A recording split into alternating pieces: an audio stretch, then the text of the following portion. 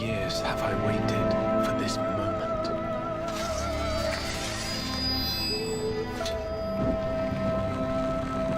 For the one that stood alone against the storm.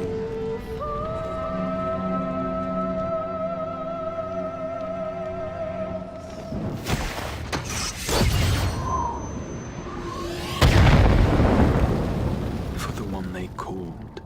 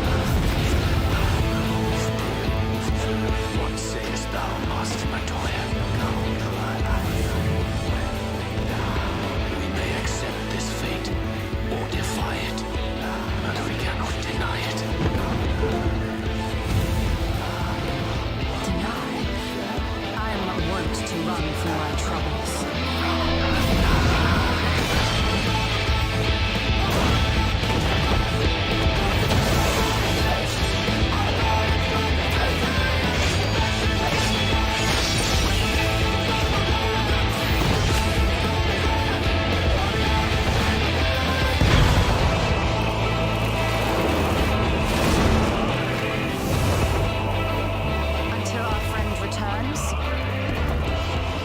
I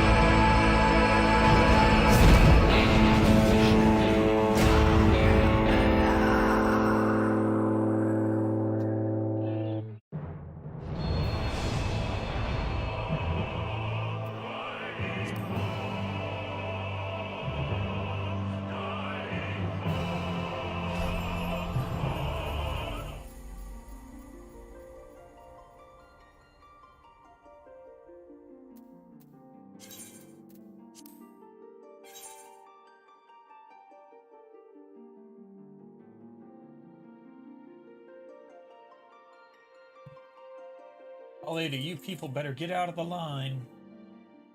Anyway.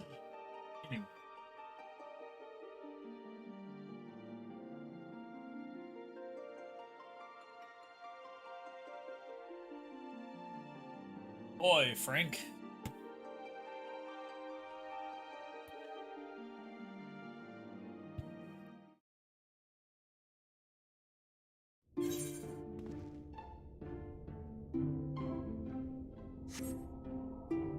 Alright. So today we hunt for Alizé. But first I'm gonna go do my scratch-offs real quick.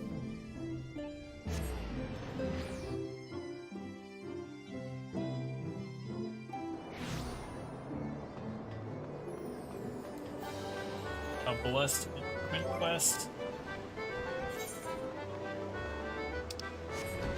Cool.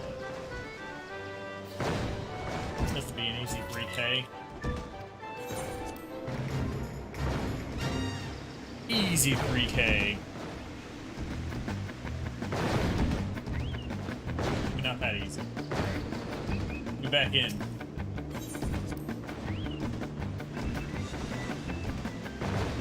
Easy 3K.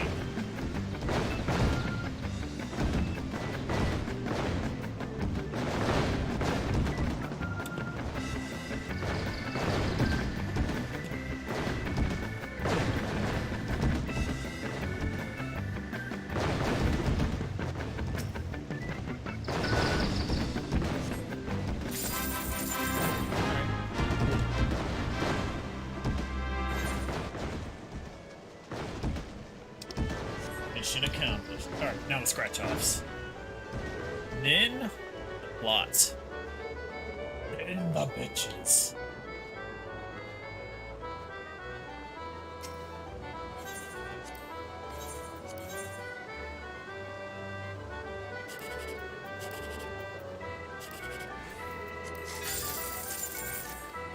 Alright. Crappy one. Oh, 987. Okay. That's the second best one.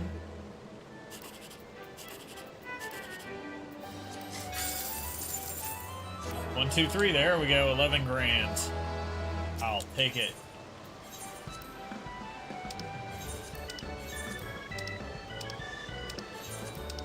Here are all my stuff. And back to the Crystarium. Blessed instrument quest, huh? The Beast.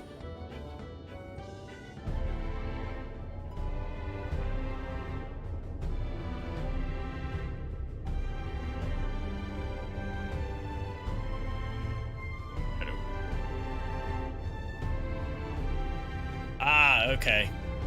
Yeah, you're almost through the Alpino stuff. You only got that and one more quest to do.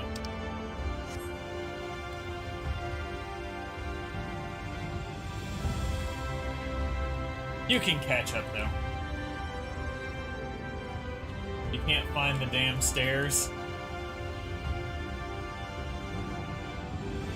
I'd show you where they are, but I'm banned from that city, so... After I pissed off, one guy.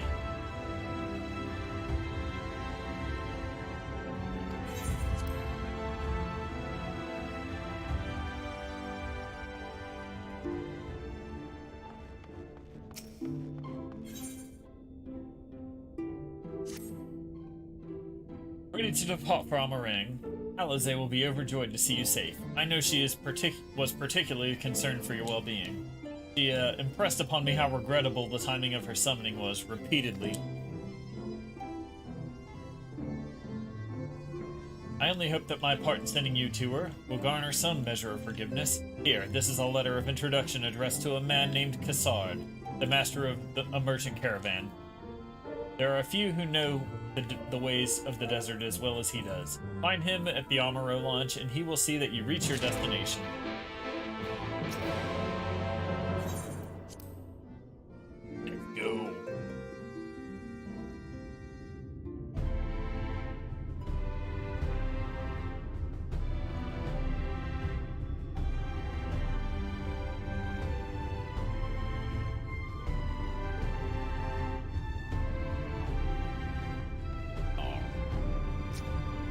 the Amuro launch.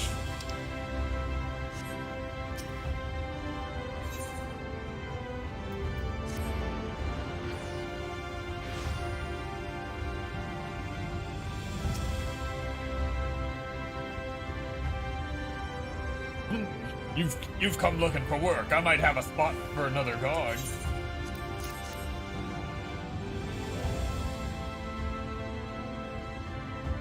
Oh, a friend of the Exarch, hoping to meet someone in Amarang, are you? And I shall be your guide. I was just about to set off for our outpost there. As a matter of fact, so we can leave right away, assuming you have everything you need. All set? Then off to the unforgiving sands we go.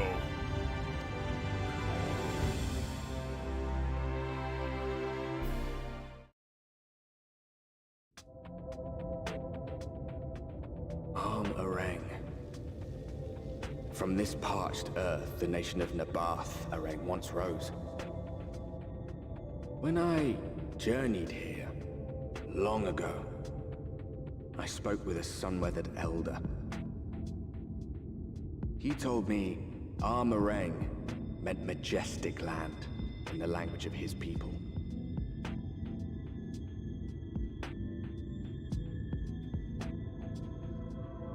And so it might still be, were it not for the light's unrelenting onslaught.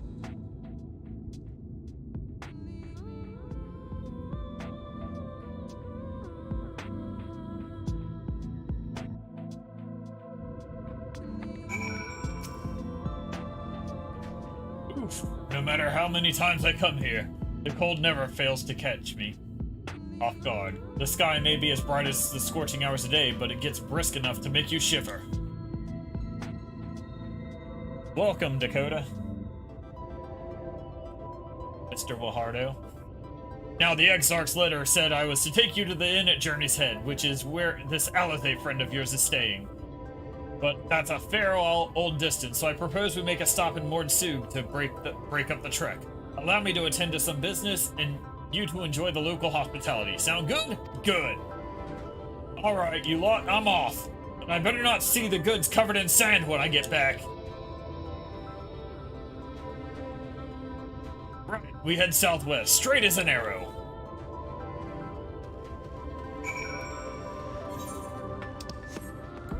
Get out the motorcycle. The ether currents around. 193 Psalm. West. Alright.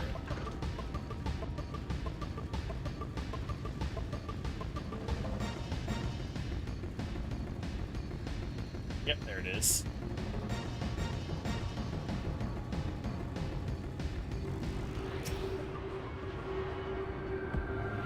Give me this.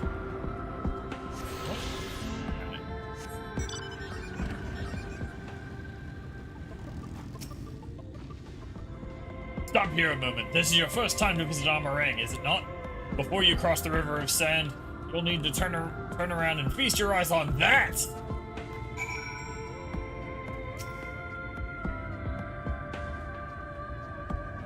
The cactus thing?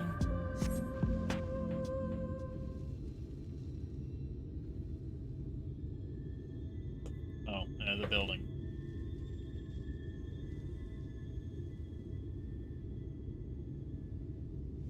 They built them big, didn't they? That's Kasser Sharl, a fortress meant to protect the northern reaches of Navartharang. Seeing that it was what was left behind, I believe when they say it was once one of Norvrand's mightiest nations. At least until the flood came along, great chunks of Navartharang's lands were lost to the light, its great city included. The few who survived didn't see much point in staying, most of them anyway. No, not many chose to come here these days. Not with everything in ruins. Even that hulking great fortress has become little more than an Amaro roost for me and my caravan. But not everywhere is as deserted as this place. Just wait until you see Mordsug.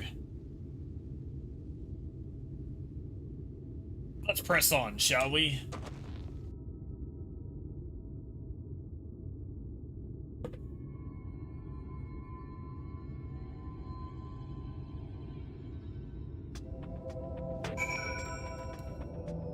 Onward.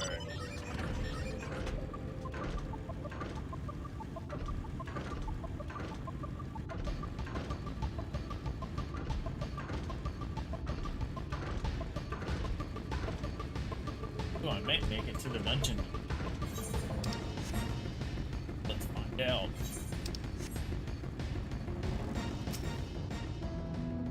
Here we are, Mudsug! By the blessed shadow, I love this town.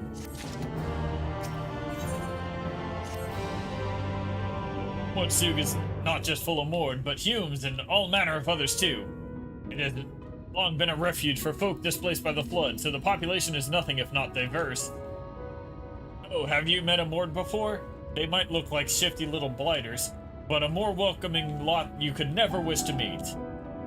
Speaking of which, we should pay our respects to Master Gengen. I'll go ahead and let him know we've arrived. Alright. I'm gonna attune to that ether so I can teleport back here. At will.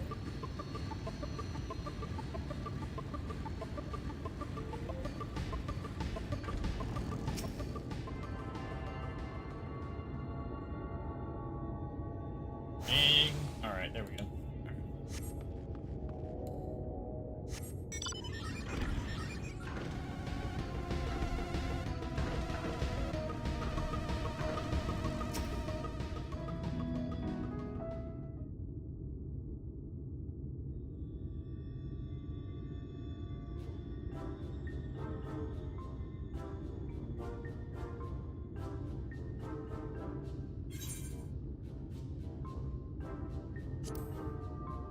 Oh, this is a Mord.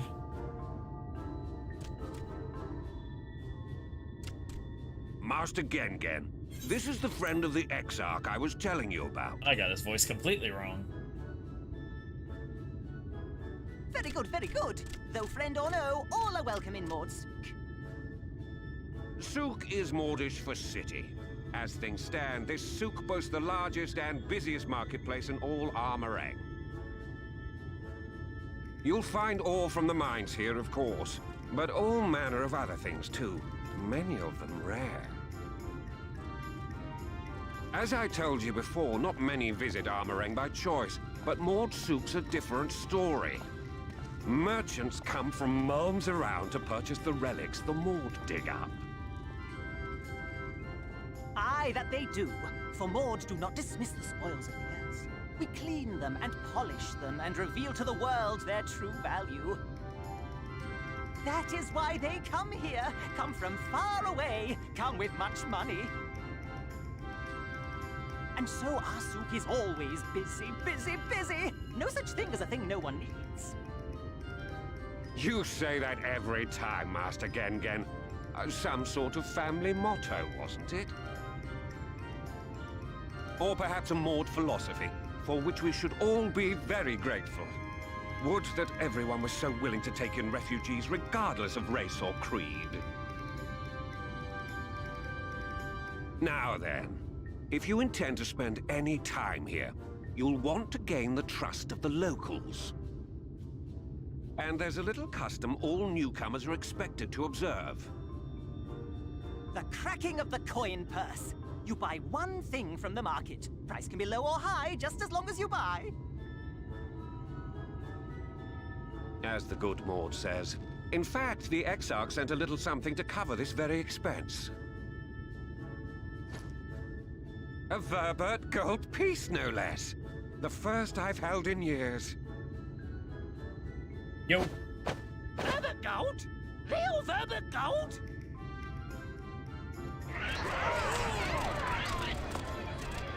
Here, newcomer, crack your coin purse with me. Oh no, you want my goods, newcomer? I have jars and pots all smooth and shiny. Over here! Come and look! You buy?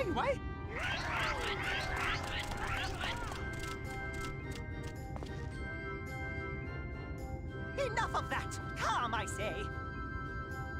This one must still journey through the barrens. Nothing bulky, nothing heavy, no pots. Nothing better for the road than a full belly. Spend that piece at Ronron's place, yes? Eat for 3 before you leave.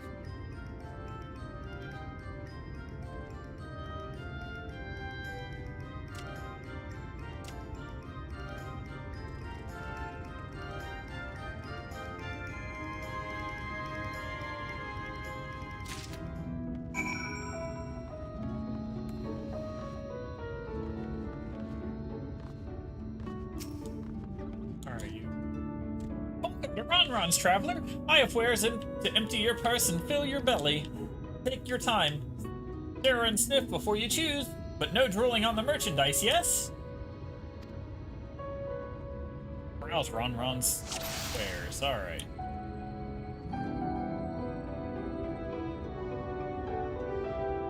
Worms, bread, meat, and skewers. I'm gonna go with the bread.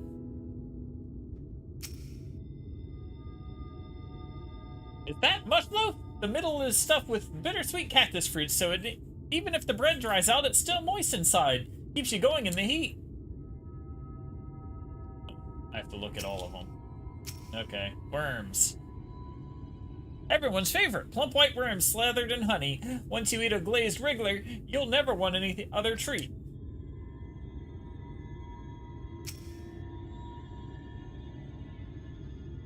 That's my ever-burning bounty, made with the best parts of lizard, cured with the special spicy spices. Some find the smell challenging, but it will warm you up on a chilly desert nights.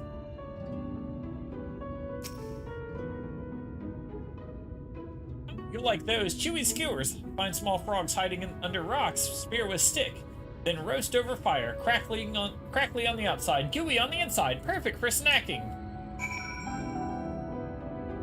Alright, Ron. I guess I'm gonna go with the bread. They all look tasty, yes? Which to choose? A mush loaf.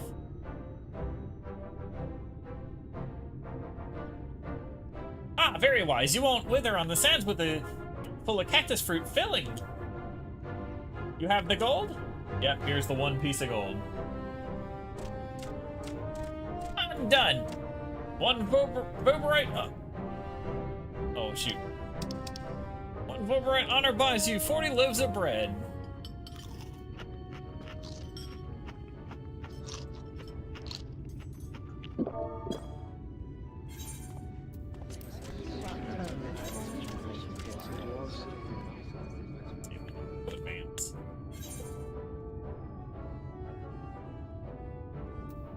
I think I'll just share the rest. Yeah, that's pretty gross.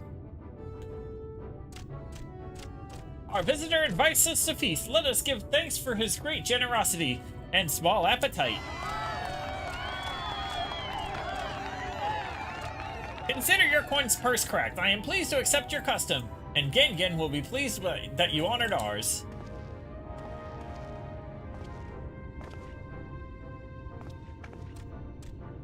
Keeping the merchandise down, yes? No returns.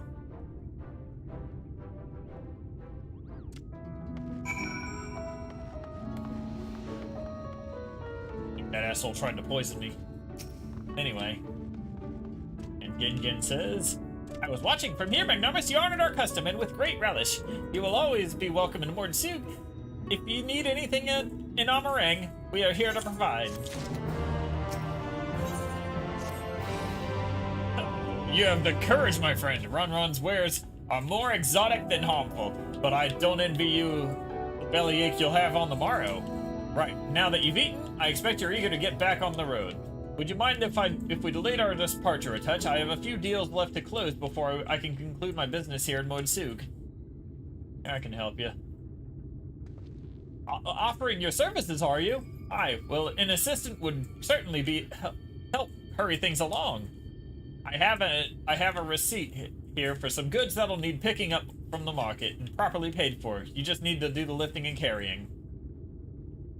This part's random, so you can get a random set of things. I'll go and take care of some last-minute haggling then. See you in a bit. All right.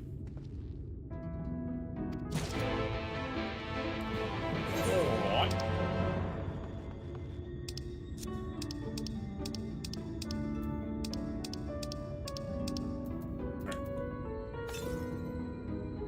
I need table cactus from Thon and iron ore from Tall.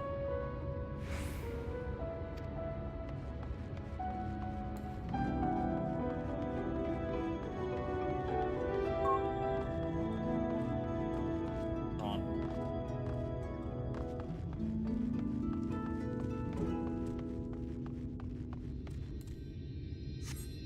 drive around here because quicker, go faster.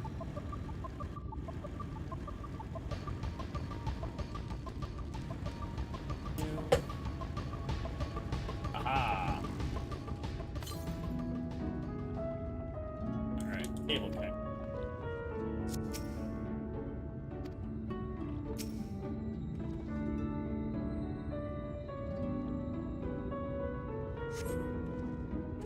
You came in with Cassard, yes? Good, good. I can finally stop thinking about that sack. Please take your prickly purchase. Alright, there we go.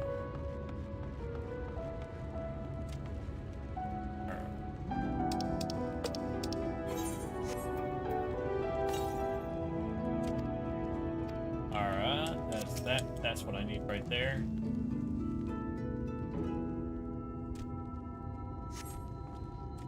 Hey, no touching. That merchandise is spoken for. You shouldn't possibly change my mind with a better offer.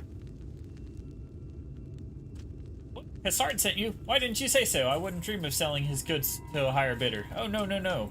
Nabatha ring relics, wasn't it? All packed in that box there. Handle with care. Okay. Oh, what's the last person to find? It was... Iron ore from Falls Hall. Going driving again.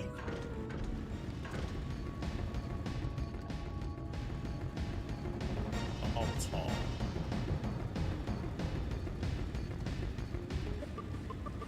Ah. Now then, what was I doing again? Oh, it really feels like a box of iron. Cassard sent you, didn't he? Right, yes. What kind of ore was it again? Iron ore.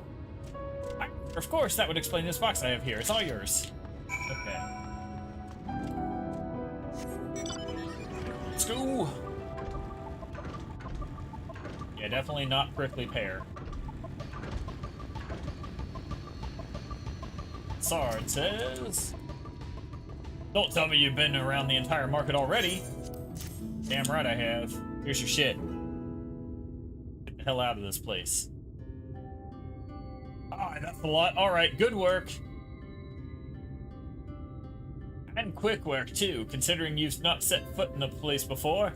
I thought you wanted to sit in the city like the Exarch, but something tells me you're not a stranger to visiting strange lands. Unfortunately, your efficiency prevents something of a problem. I'd hoped to conclude all my business before you return, but it seems there's been some confusion over one of the orders I placed. I'll have to drag in my middleman and sort this mess out. I'm sorry to make you sit and twiddle your thumbs. Cassard, it feels like an age since I last saw you.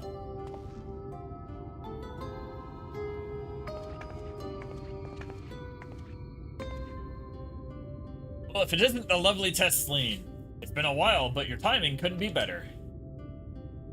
This gentleman was on his way to meet with Alizé. I'm supposed to be taking him to your corner of the desert.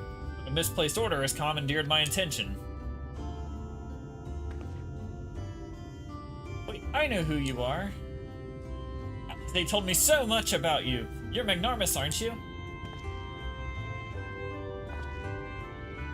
I knew it. How wonderful to meet you in the flesh after hearing all those stories. I'm Tesleen. I work as a carer at the inn.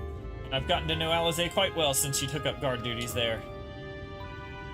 Do you want me to take over as Magnarmus's guide, Cassard? My shopping's all done and packed and for the road, so it would be no trouble. That would be great help, thank you. Well, it looks like you'll be able to head straight out after all. My caravan and I will be in the area for a while yet. Take me out when you've had your fill of Amarang, and I'll send you back to the Crystarium.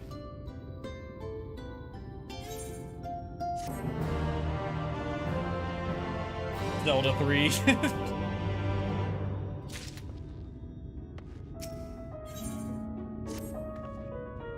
Alizé has been desperate to see you, Magnarmus, so let's get you to her sooner rather than later. The inn isn't too hard to find, really. You can actually see the top of the rock spires from here. We just need to swing around the ridge, then head south. Come on, I'll get my supplies and together and meet you outside. Alright.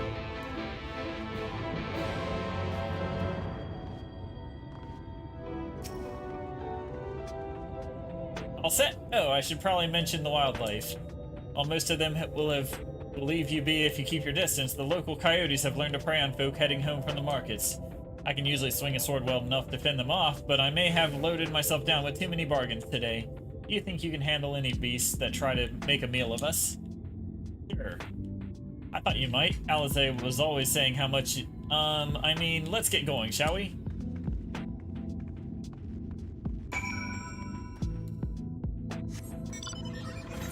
On the road again.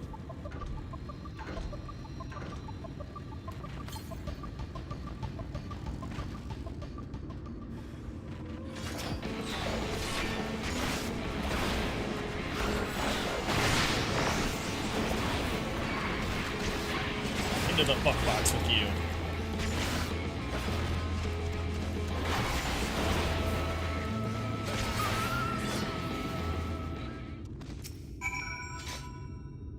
Sorry, there wasn't much time to shout a warning.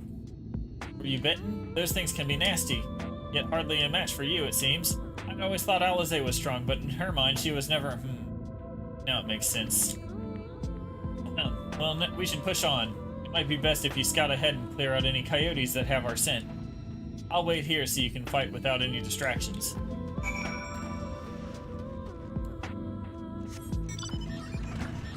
Alright, I'll go clear the route ahead. Destination.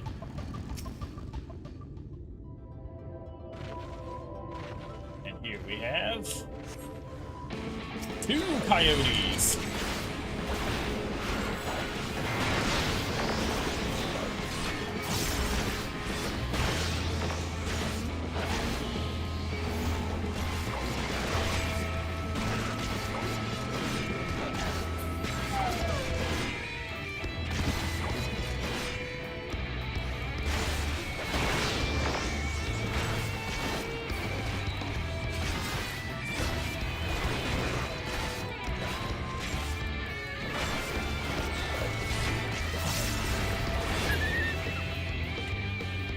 Next. Back to Tessie. Or Zelda 3 as Crash and Bash is calling her.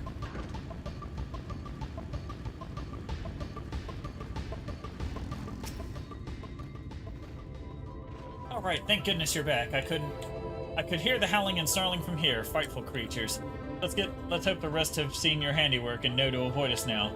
I need to get these supplies back to the inn.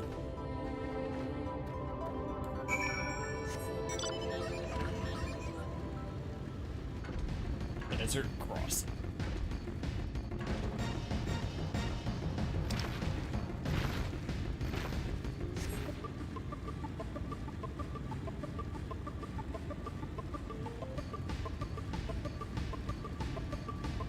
Too many blondes to keep up with.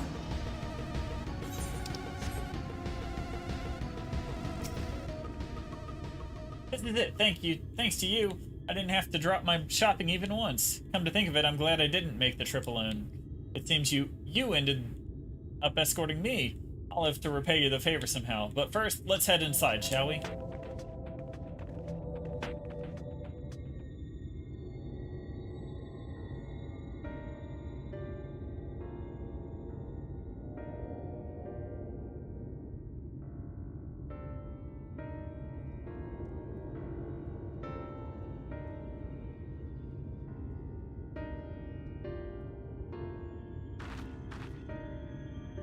Welcome to the inn at Journey's Head. You might be our first visitor from the Crystarium since Alize arrived. It's not much, but it's home to the afflicted and a handful of carers. The afflicted? You don't know? I don't think I've met anyone besides Alize who was so unfamiliar with our situation here. Most folk have grown up knowing someone who knew someone. I might leave out something obvious, so it may be best to have Alize give you the full explanation.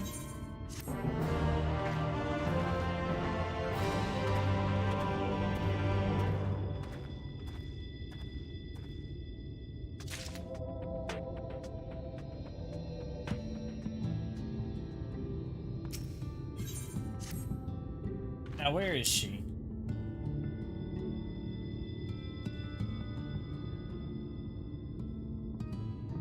I think she might be out on patrol. You could wait, I suppose, but why not go and surprise her? She usually takes a good look at things from the watchtower first, so you might be able to catch her there. It's not far. Head south and head to the south, out the south side, and you'll soon see it. I'll stay behind in case she comes back while you're gone.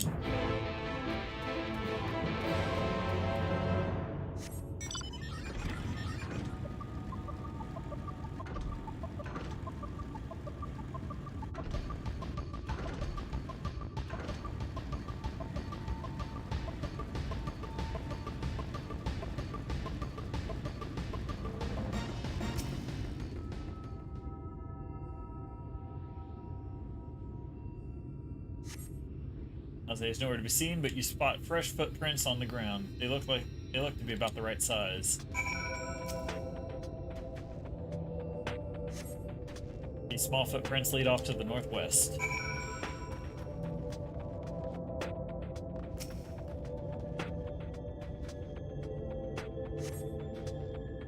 Let's continue northwest. Go in.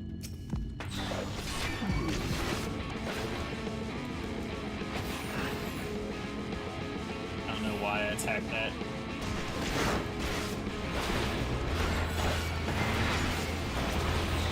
Don't look at spoilers.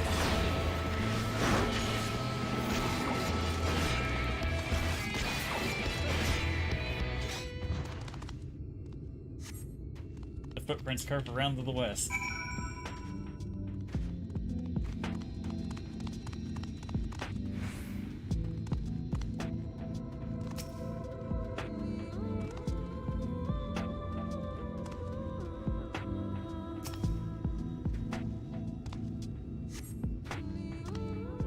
Tracks here, but and in a mess of disturbed sand.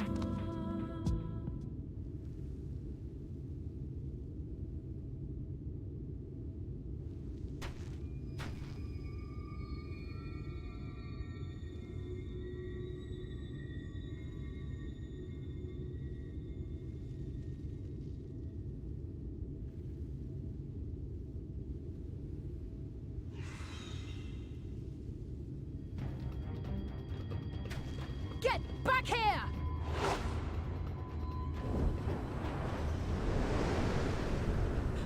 Is that...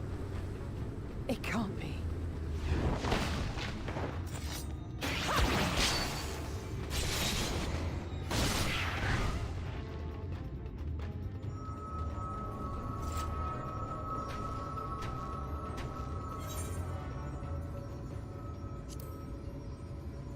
Impressive.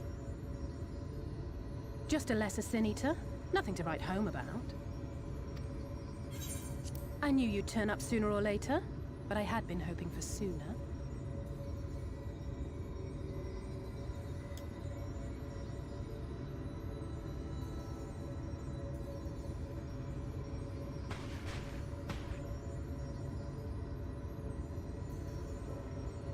How are you?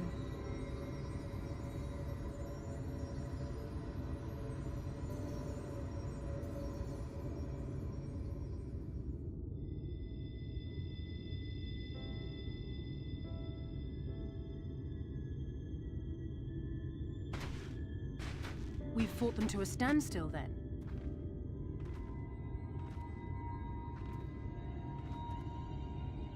The Exarch did say that the Empire seemed to have drawn back when he last looked in on the source. But without knowing for sure how fast time was passing there, I couldn't help worrying that a lot might have happened since then. I'm heartily relieved to hear that it hasn't, just as Alphino must have been.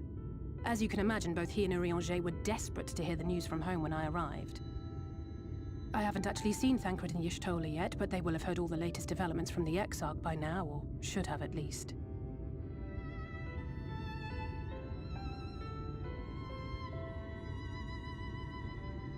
When I think of how frantic Tataru and the others must be, I want nothing more than to rush back and reassure them. But we still haven't found a way to reverse the summoning, and even if we had, we couldn't just ignore Urianger's vision.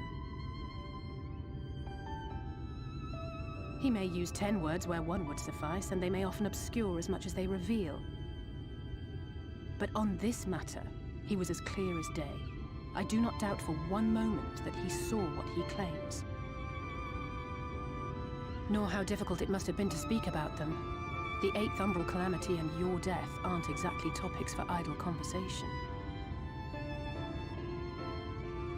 As much as I might want to go home, I don't want to go home to that. We can't allow the rejoining to happen, which means we have to save the first from the Sin Eaters.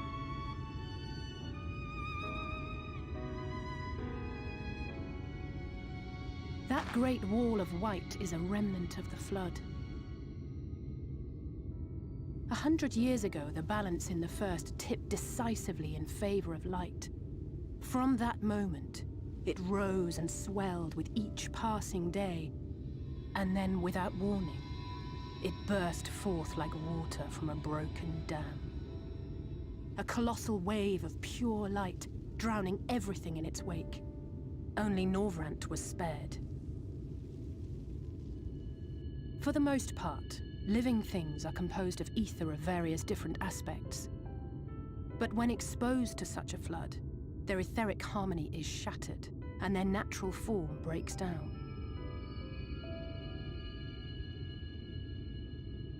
Then they either perish, or are warped into mindless abominations. Zombie time. Yes, that's how the Sin Eaters came to be. They were once living creatures, or people, that were caught in the path of the Flood. Once the change is wrought, there is no going back. In that instant, they are gripped by an insatiable appetite for ether, and will happily gorge themselves on any living thing within reach. But even that is not the worst of it. The stronger Sin Eaters can plant light in us, like seeds in soil, corrupting our ether and triggering the birth of new monstrosities. They are creatures of base instinct that exist only to feed and to multiply. They feel no pity, know no remorse, and are utterly deaf to reason, which is why they must be destroyed. Every last one of them. The infirmary is full of the Sin Eaters' victims, left here to spend their final hours waiting for the change to overtake them.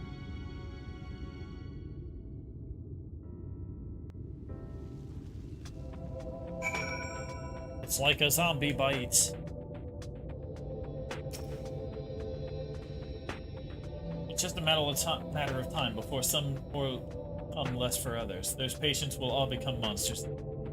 To add insult to injury, the afflicted are feared, shunned, cast out of society, and exiled here to the edge of the world.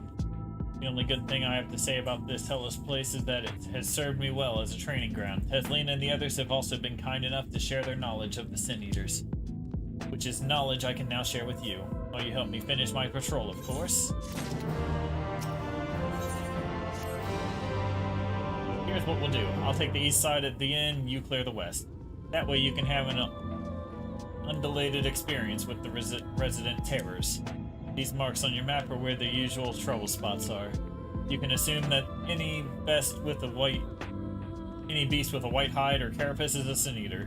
But you'll know for sure soon enough when they come clavering after your ether. Remember, kill or be killed with these monsters. Once you've slain whatever's prowling around out here, we can rendezvous back at the north entrance. Good hunting.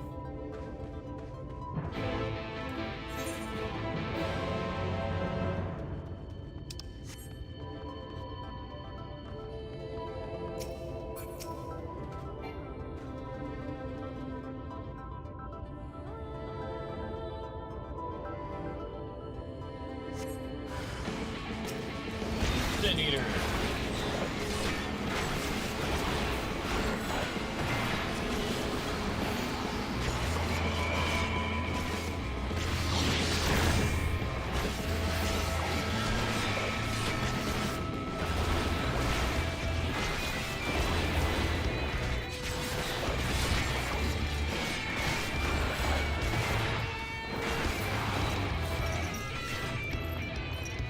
One down, two to go.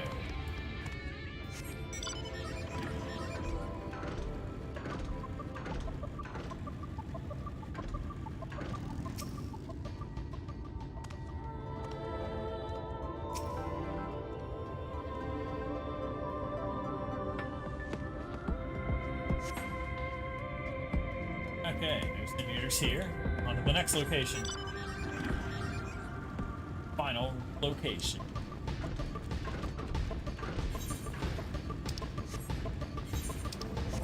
Final realm.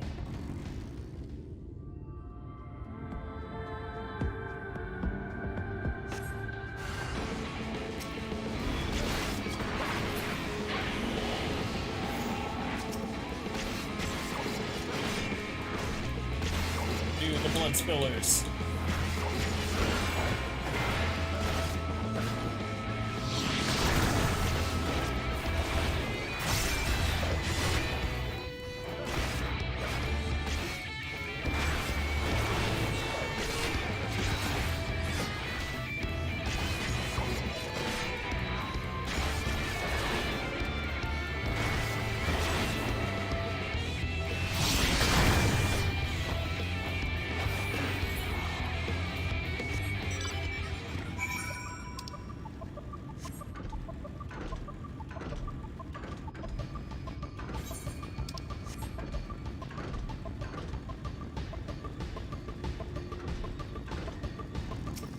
It says, how did you fare?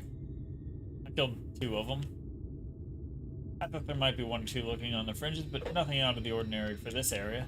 I expect you noticed it yourself, but individually these less sinner eaters are no more deadly than any natural predator you might encounter in the desert. It's when they appear in numbers that they pose a threat. Much like the void scent, they have an unfortunate tendency to flock to the strongest of their kind. Thus, when a powerful sin eater goes on the hunt, it might be attended by a veritable swarm of weaker kin. Imagine an army of such creatures descending on a village or hamlet. That's the basic idea behind my patrols, to call their ranks often enough that their numbers won't be overwhelming when big ones come out to play. And you've certainly helped on that front. Let's report our victory since Hesleen then, shall we?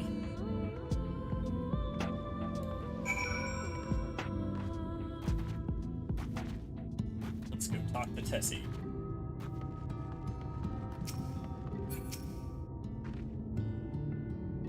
Alizé tells me you helped on our patrol. You have our thanks, and my apologies for leading you from the one battle to another ever since the moment we met. In any case, I'm glad the 2 of you found each other. You have no idea how badly Alizé has missed your company. Everything is always. If Magnarmus were here, he would... That's an exaggeration, and I don't sound like that either. I was simply trying to view matters from another perspective, and I respect Magnarmus's methods. Honestly, after seeing him in action, I can understand why. The way he leaps into the fray without hesitation, it really is something to behold. I might be a little smitten myself. I'm only teasing, though I have no doubt he deserves all this admiration he gets, just as you do.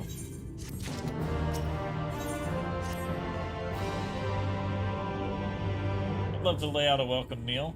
The duties I put off when I went to the market are still waiting for me. There are 101 things that need doing. I'm sorry, but would you mind waiting for me here with Alizé? What? And twiddle our thumbs while you work yourself to death? Surely there's something we can do to help you. I could do with a hand, it's true. Thank you. You can start by helping me sort out the larder, Alizé. While we do that, could you tend to a few patients, perhaps? And there are these 3 in particular I meant to visit. It's just a matter of saying a few words to them, seeing that their skin isn't caked and sent in. Their names are Ponel, Todden, and Halric. You may not give much in the way of a response, but I promise they'll be pleased to meet someone new. Okay, Ponel. It really feels like a sleeping person.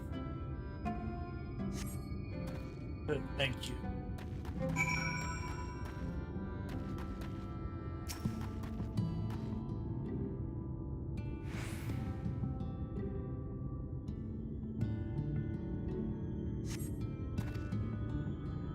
Cotton glances up at you blankly, but you notice the tension in his face ease slightly.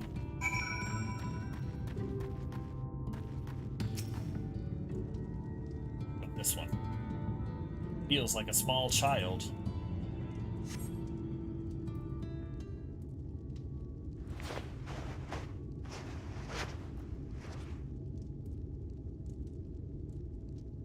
Hallmark remains utterly still as you wipe the sand from his cheek. The texture of his skin is hardened into something akin to plaster.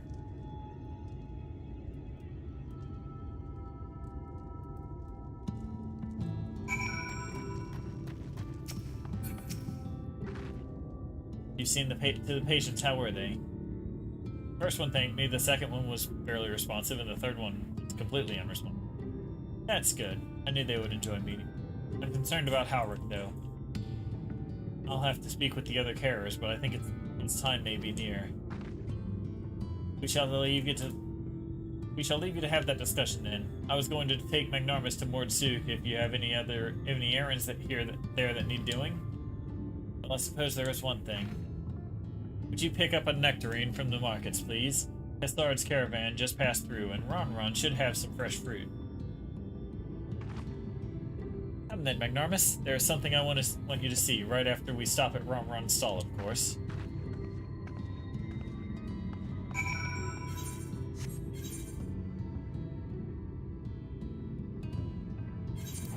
Mordsuk.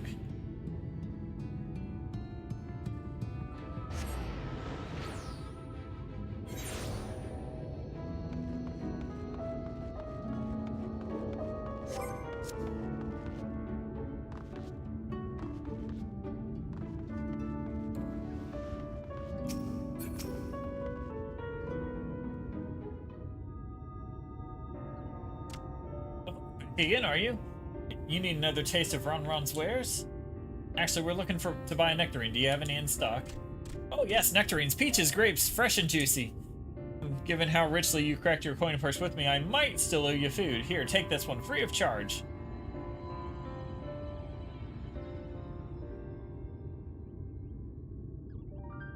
Gods, I've never even seen a morgue merchant give away something for nothing before. How much coin did you spend here? Just one.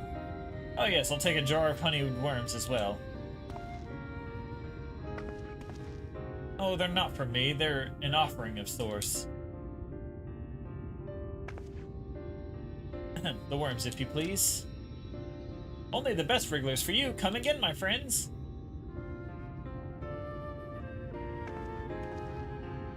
Right, that's our shopping chores taken care of. Let's head up past the Aetheryte to the main tower. The view I want to show you can only be seen from its very top.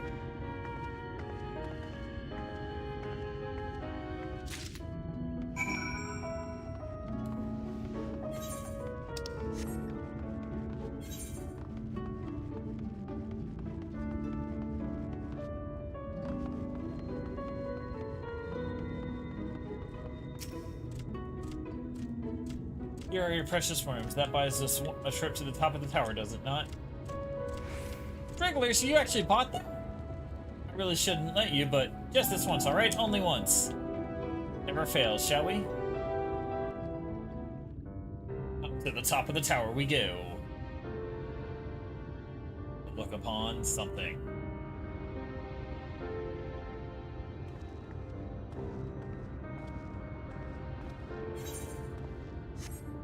Look, over there, where the wall is broken.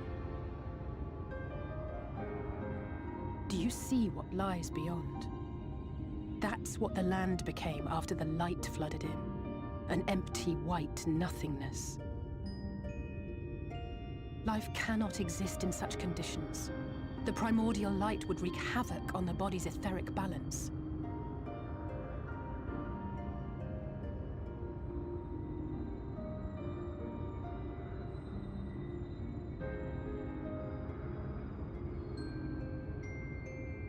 That nectarine you bought. It's Halrick's favorite fruit.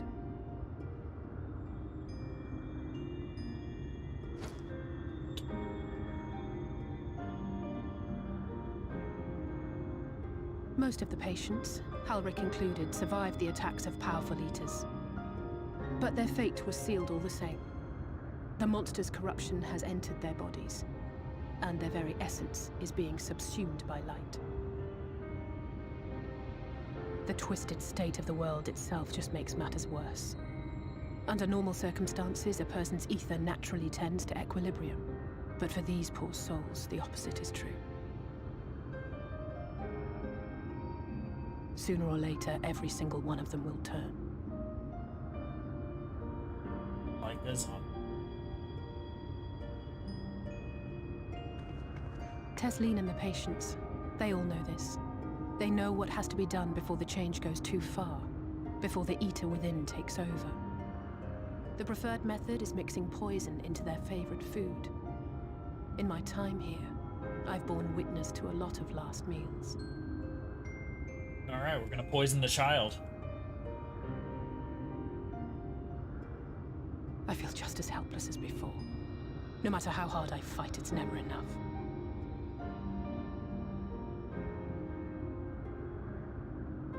But it's a war I mean to wage, nonetheless. Speaking of wars, do you remember how I made you promise not to leave me and then promptly collapsed? Well, let's just say I had a few choice words for the Exarch concerning the timing of his summons.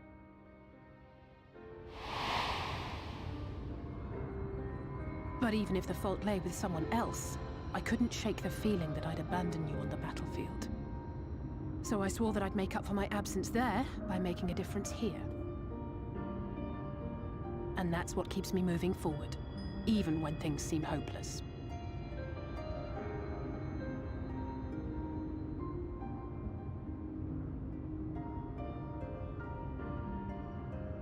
On which note, it's time we headed back. The longer we keep Tesleen waiting, the harder this will be for her.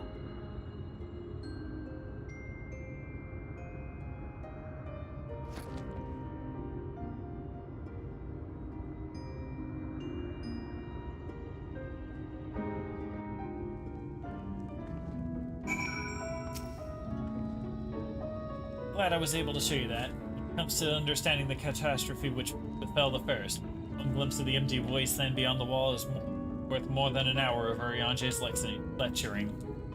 And I needed you to know beyond a doubt that Tesleen has no other choice. The nectarine will be a kindness. It isn't just the threat posed to others, but when a person becomes an eater, the pain appears to be excruciating. The carers are truly fond of their wards, would spare them that suffering. It is their way of fighting back against a fate worse than death.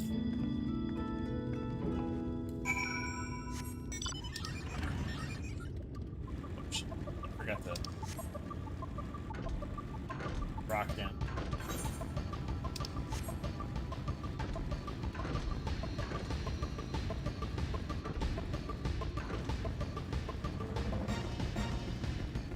And I'll leave it auto running for a minute.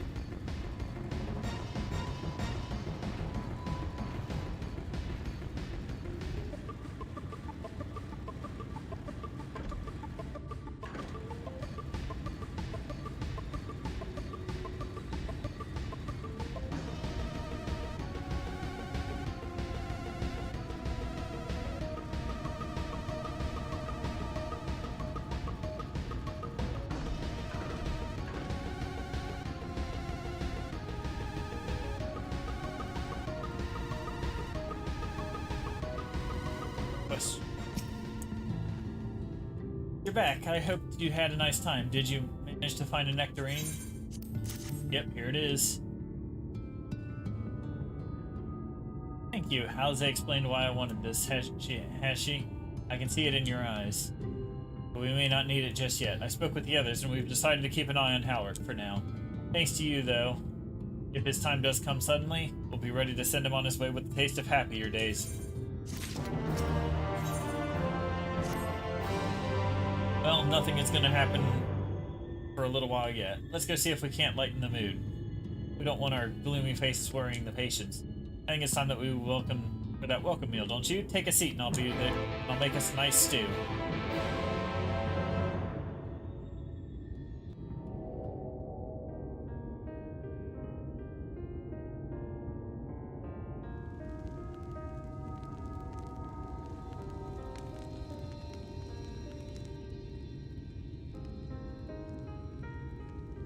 Speak up if you'd like another helping. I made a little bit more than usual today. And you've added something special to the broth, if I'm not mistaken. Aye, well, it's not often we have visitors from the Crystarium, so I may have thrown in a few extra bits and bobs.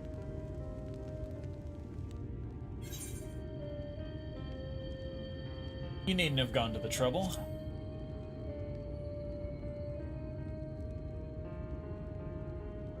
Oh, it's nothing, really. And we do so rarely have guests.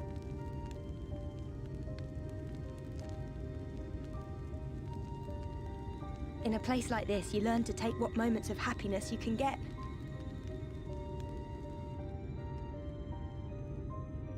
I remember when I first came here with my mother. She was showing the early signs.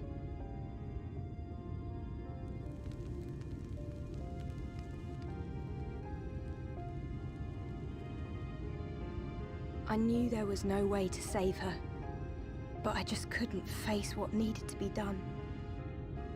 That's the way of it for most people. Why they travel from arms to stay here.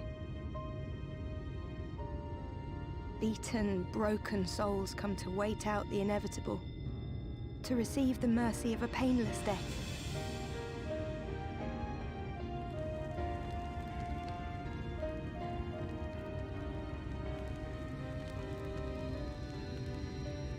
When my mother finally left this world, I was mad with grief, but also thankful that her passing was a peaceful one.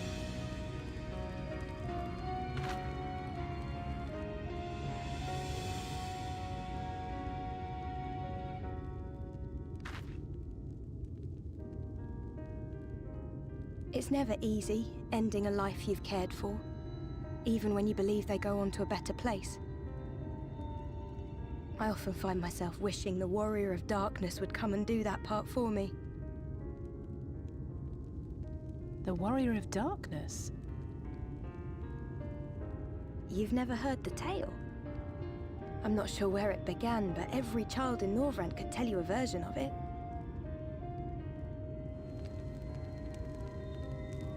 Warrior of Darkness, servant of death, take care of our souls at our dying breath. Let sinners and eaters of sin go with thee, that all may return to the sunless sea. Well, that's the version I was taught anyway. It's just an old bedtime story. He's certainly never deigned to visit us here. Which is a good thing, surely. He sounds rather ominous. Do you think so? I always liked the idea that he treated every soul the same, even the Sin Eaters.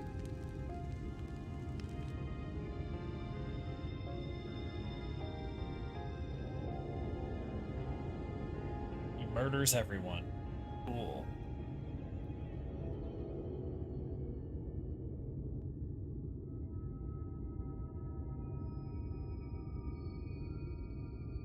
They're coming. Desleen!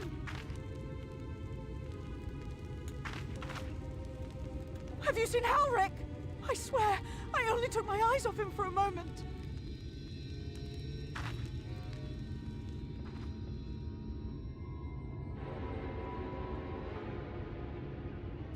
Right. Coming up on the good part.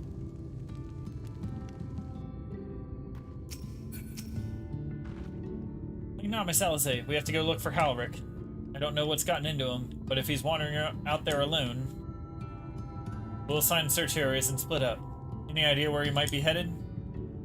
No, he's never done anything like this before, but it can't be a coincidence that the other patients suddenly got so agitated. They can sense something. In any case, let's keep the search close to the inn. Halric isn't very sure on his feet, so he won't have gone far. I'll search the east side. Please, Halric, be alright. I'll cover the north and west, then you take everything from here to the south. Alright. Out the south side.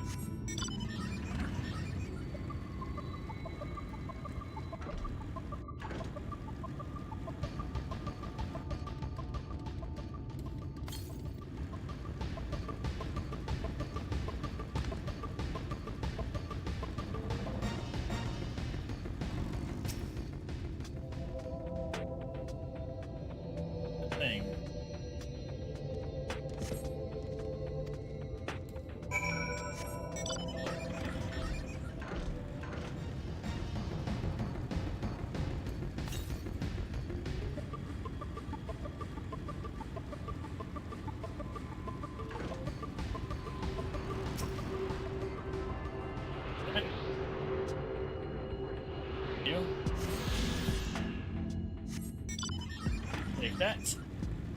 This way.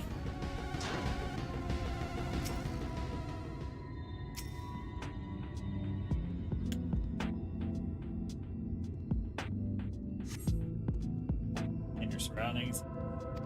Search your Howrick and find yourself under attack.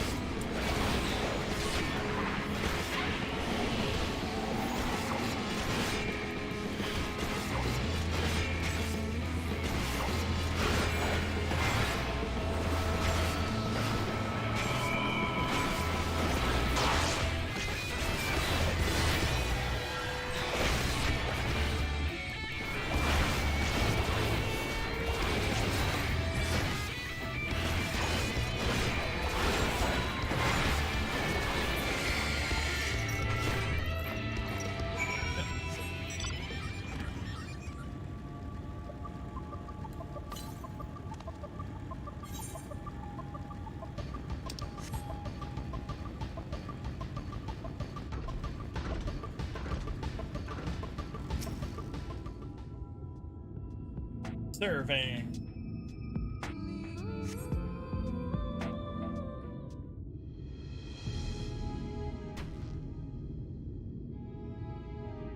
Any sign of him? Nope. No luck then. But he surely can't have gone far. We should keep looking. The Sin Eaters are out in force, and if we don't find him soon, you can be sure they will.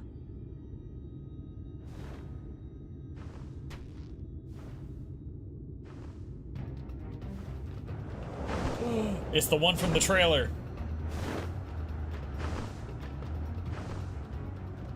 Did you see the size of that thing? It must be one of the nasty ones. Wherever it's going, it can only mean trouble.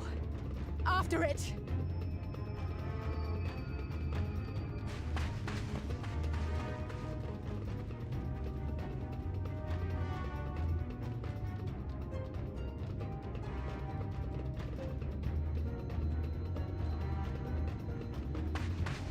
There it is!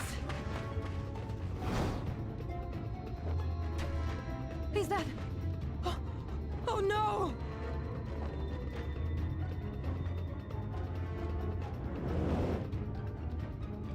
Ulrich!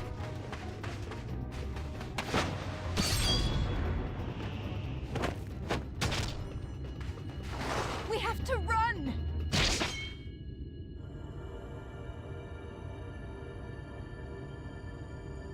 Tesseline! No! Oh, she did.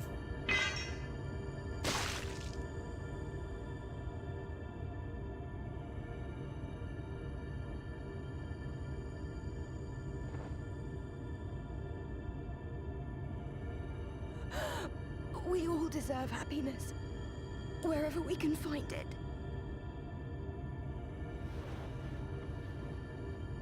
The time left to you is precious.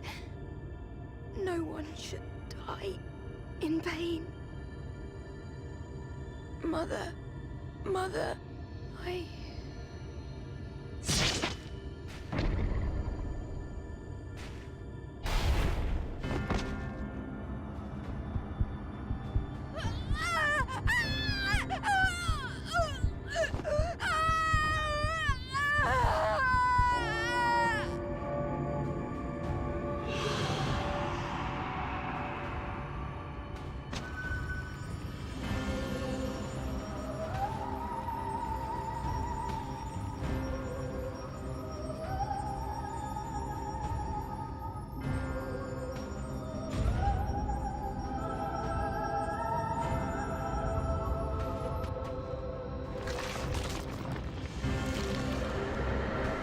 This was originally far more gruesome.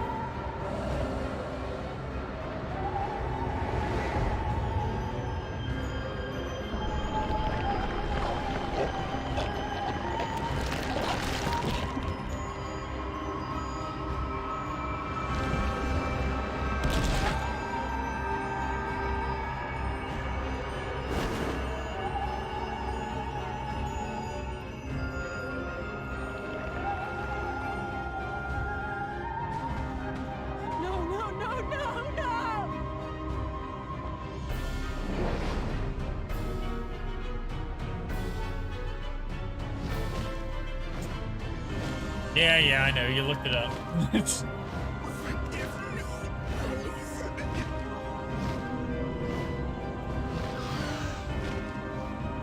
Little Dark Souls. Little Dark Souls in here.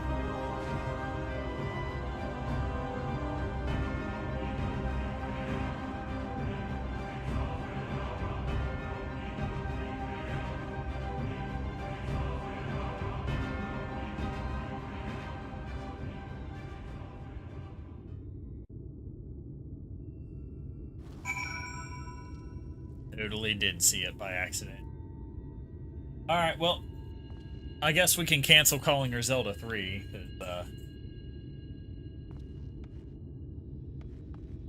because, start rolling around a ton? Yeah. Exactly. Sorry, Magnarmus, I tried to tell the carers what happened, but I can't be the shoulder they lean on, not like this. Well, time for me to tell them. Hey lady, you know Tesleen? She dead. It's just so unfair. Tesleen was always so cheery with the patients, not telling him not to be so scared. That there wouldn't be any pain. Of all the people in the world to suffer such a fate. Oh yeah, I never tuned to this. Give me this one.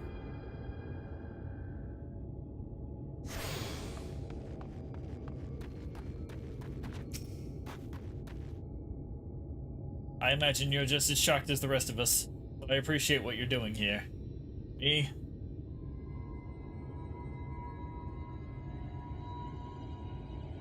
Ah, I don't have any words. Without a body, we can't even give her a proper burial. And she cared about that sort of thing, without giving people the chance to say their goodbyes.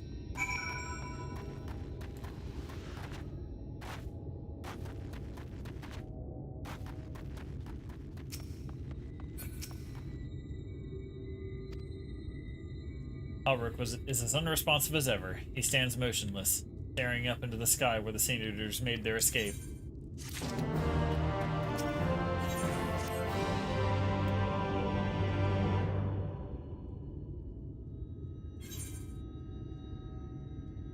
I've spoken with the terrors.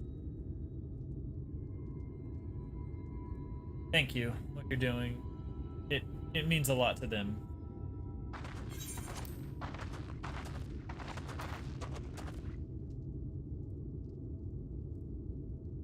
Sorry to interrupt. We realized we hadn't thanked you for rescuing Halric.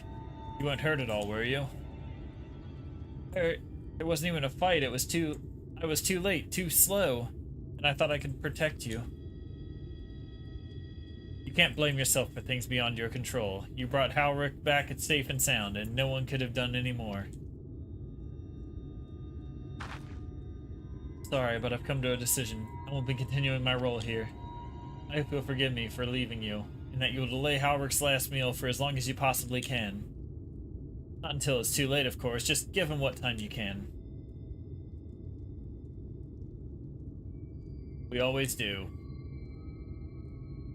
Of course, he would have done the same. Farewell, Halric. Keep Tesleen's words close to your heart.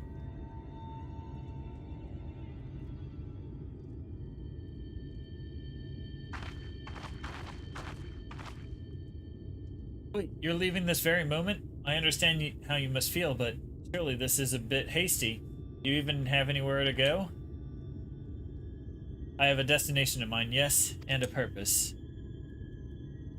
This damned light, blinding without cease. It's the reason we can't save those corrupted by the Eaters.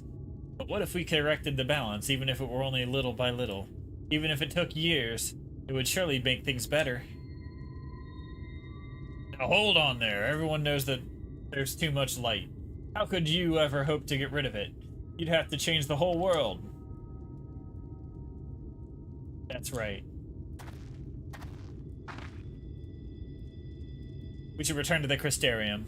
I may not be able to repel the Eaters on my own, but I can still use the skills I've gained here to hurt them.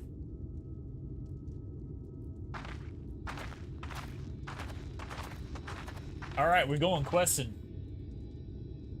Welcome to Shadowbringers, guys.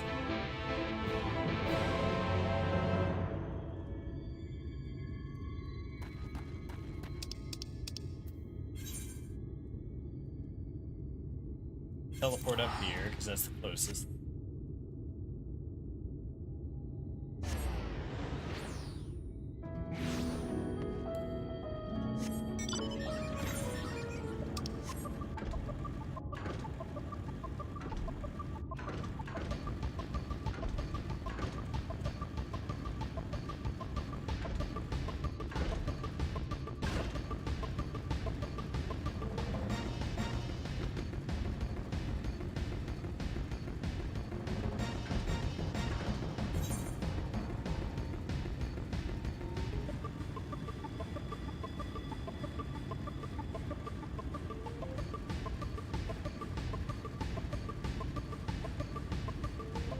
Alright, we're going back to town.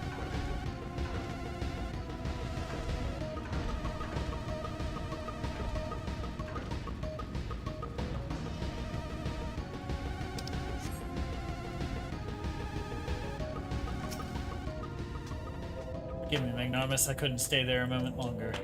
But I was serious about what I said. While the men and women at the inn battle against the blight with kindness, I must fight it with my own way, with steel.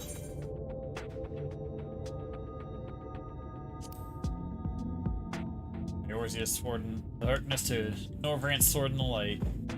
Gods above. It feels like an age ago now. Miss Alizé, is there anything I can get you? Your swiftest Amaro, I need to return to the Crystarium immediately. As you wish.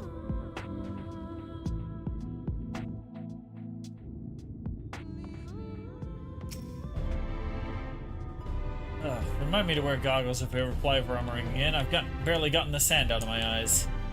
But the wind did help to clear my head at least. I think I'm ready to meet with the Exarch. We need to talk about how we're going to wipe the Sin Eaters out, shall we? Wow. Getting the gang together. At the Docile Gate.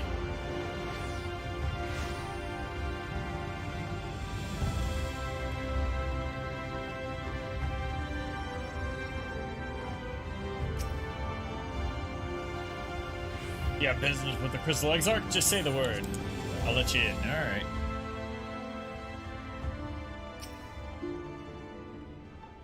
Thank you for seeking me out, Magnanimous. It meant a lot to have you there at my side. And looking at Alphino, I'd say he's eager to begin eager to begin this discussion as I am. I'd say we lay out our experiences before the Exarch and step back to see what kind of picture they make. And we can decide where to go from here.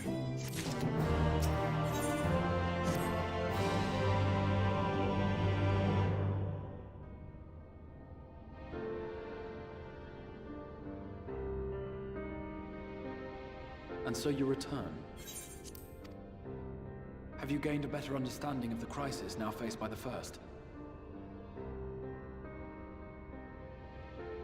Better is not the word I would use. Some lands may have been spared the flood, but the survivors live only to suffer. There seems no end to the horrors inflicted by the Sin Eaters. Indeed. Those abominations are a calamity in their own right. And I can well imagine how hopeless the task of eradicating them must seem to you. But after countless battles and untold sacrifice, we have identified a potential weakness.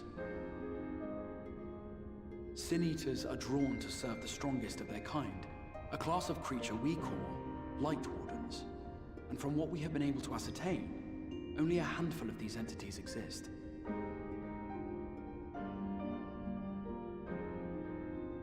Just as an ant colony will perish in the absence of its queen, we believe that the death of a Light Warden will cause the lesser creatures within its sphere of influence to disperse. Right. Kill the big guy and the little ones fall. I have a feeling Yulmul might have something to say about any concerted action we take against these monsters. Vorthra's command over the Sin Eaters is integral to Yulmoran society. In seeming to guarantee his people's safety, it guarantees their obedience. He will not take kindly to us depriving him of such useful allies. Agreed.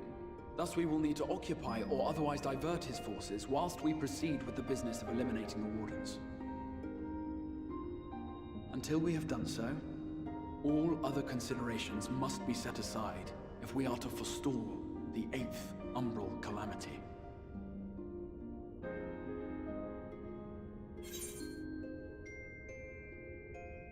Are you sure that eliminating the Wardens will be enough? Your uncertainty is understandable given the circumstances. Perhaps a more detailed explanation is in order. To begin at the beginning, then.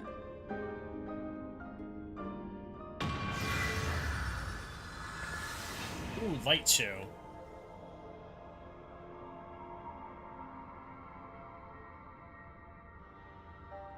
In the ancient past, a single star was divided into 14 worlds. This is the source, your home. These others are the 13 shards, in whose number we find the first. Though physically separate, they retain a connection to each other, and with the source especially. Now, let us assume that a given element in one of the shards attains abnormal ascendancy. Just as water will flow from the highest point to the lowest, the excess energy will begin trickling into the source.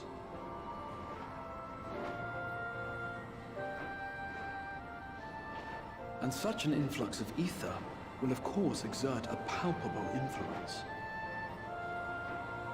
If the element in question were fire, then drought and wildfires might ensue. If it were ice, one might expect the weather to turn bitterly cold.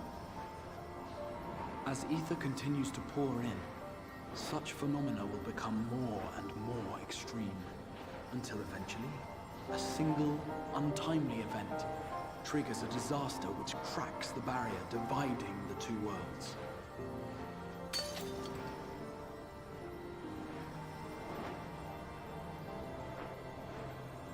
What was once a trickle now becomes a deluge, sweeping the shard along to be rejoined with the source.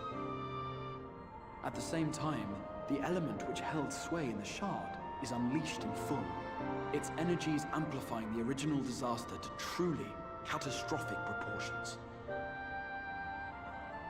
An earthquake thus magnified might strike with enough force to shatter continents. A tidal wave might swell to a size capable of drowning entire nations. These devastating events are what we refer to as umbral calamities. 7 times has a calamity befallen the source. 7 times has a shard been absorbed.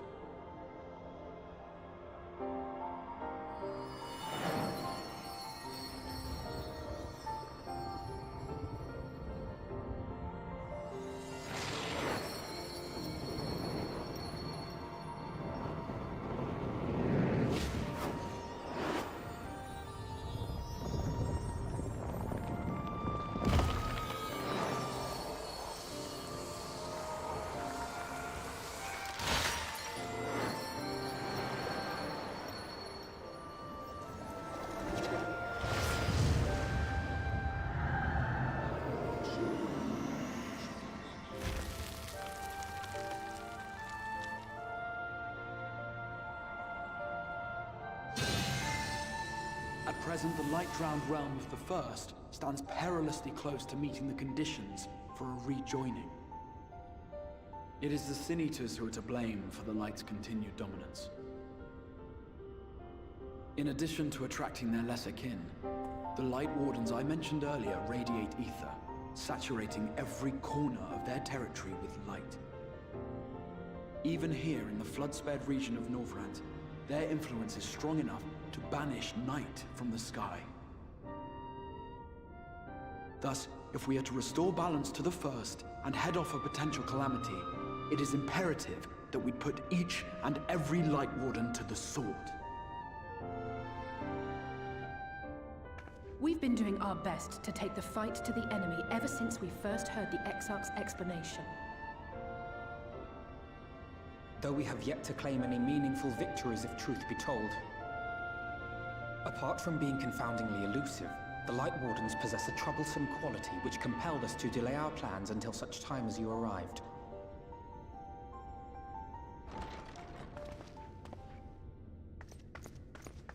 Forgive the interruption, my lord, but Hallminster Switch is requesting reinforcements. They say the Sin Eaters are attacking in force, and the village could soon be overrun.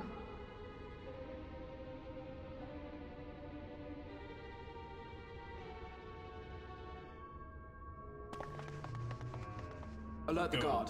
We should be prepared in case the fighting reaches the Crystarium.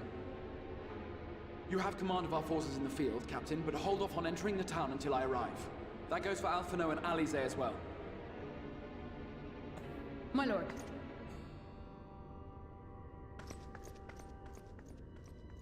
Pray, lend us your strength. Such a fight will provide you with far greater insight than any explanation I could offer.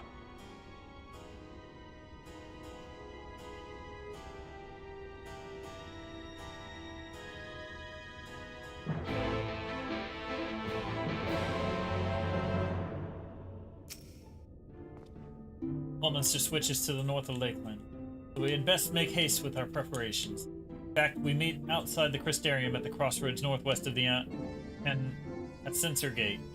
I shall lead you there myself.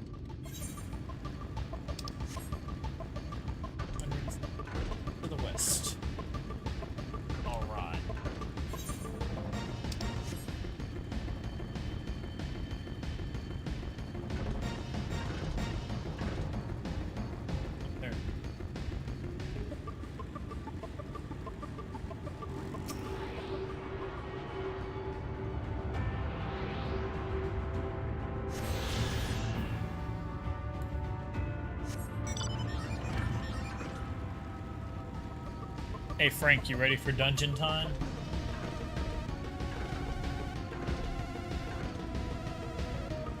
It's that time.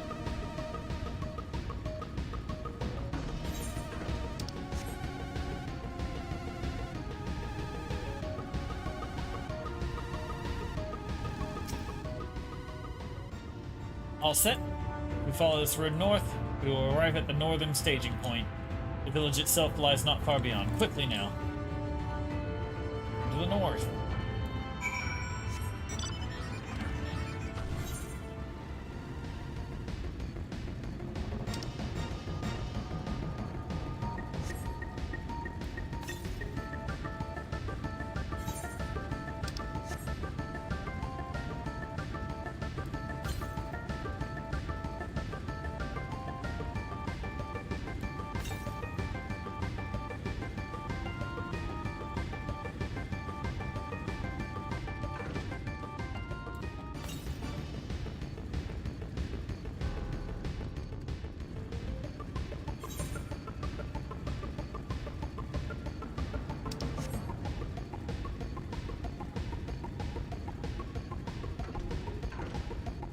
Real quick.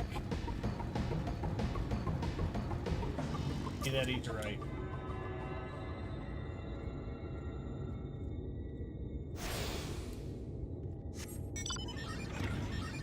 And off we go.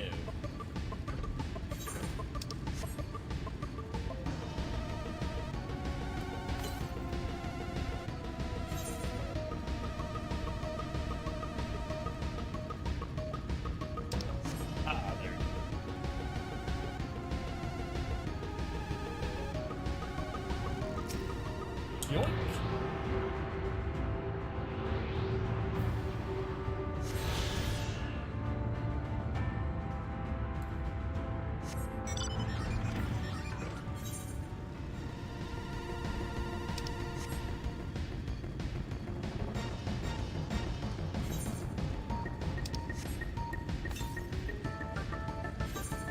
Alright. Far away.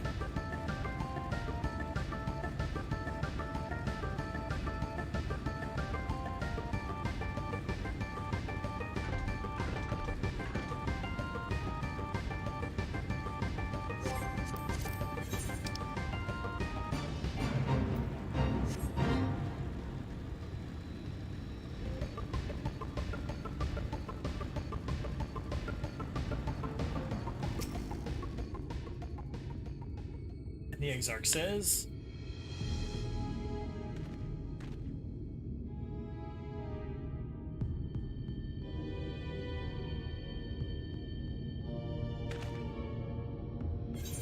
Holminster switches past these gates and through the woods. It's not exactly a near neighbor to the Crystarium, but as we occupy the same region, we've built up something of a cooperative relationship.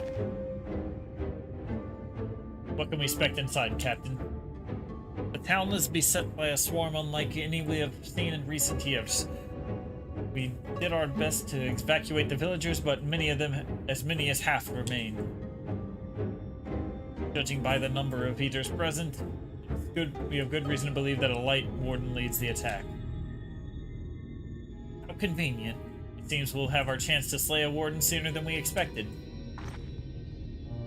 One does not simply slay a warning. Has no one told you what happens if you defeat one of those fiends? They hold more light inside of them than their underlings put together. It can be struck down, aye, but its essence won't dissipate like the weaker kind. Vile ether will billow outwards and envelop the nearest living being, a reckless young swordsman, perhaps, and turn her into a brand new warden.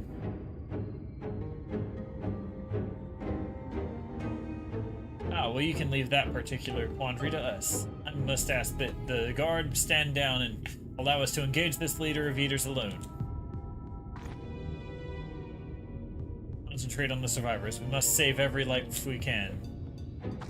But what if...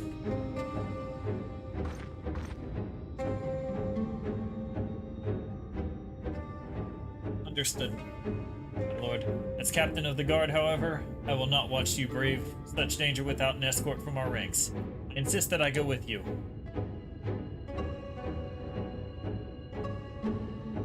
Very well. Then our warden-slaying party shall include myself, the love of yours, Captain Lena, and the last but not least... Yep, of course. I'm down for some killing. A formidable group indeed. Into Holminster we go. Once we reach the Light Warden, do not hold back. We strike to kill.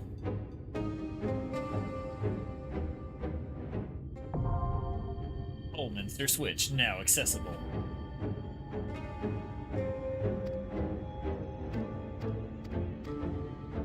That's where they first added trusts into the game.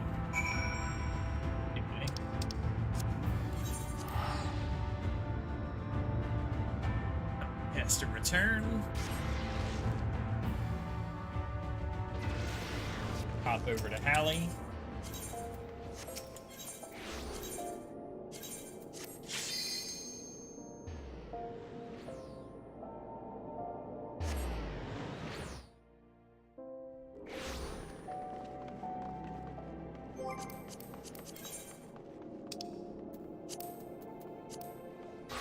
Invite the party.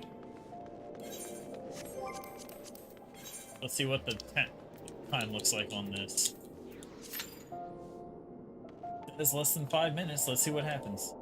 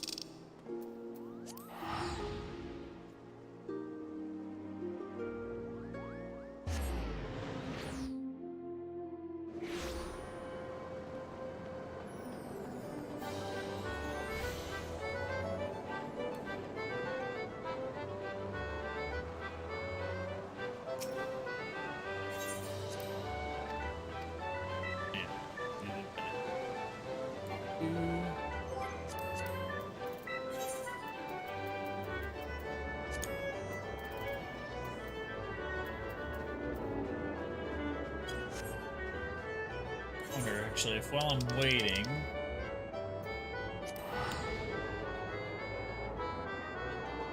Back to Lakeland.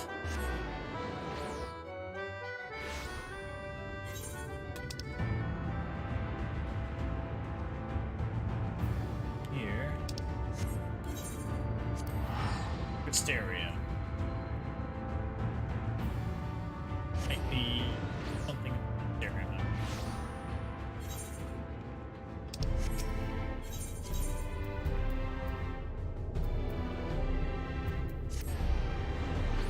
A market.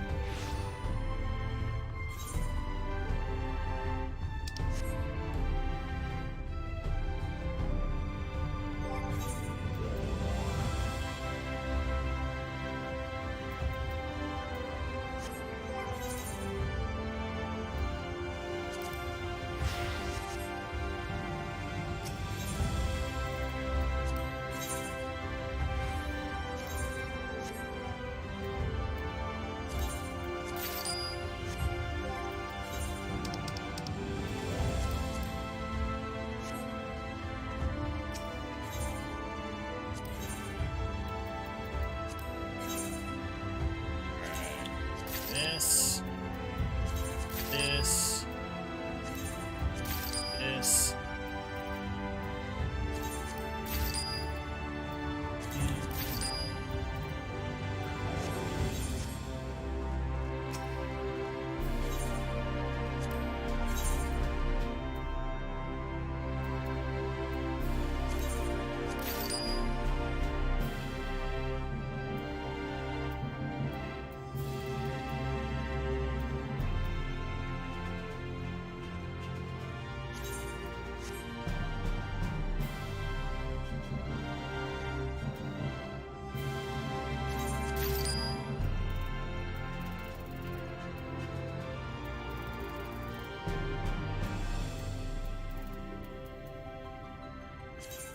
That.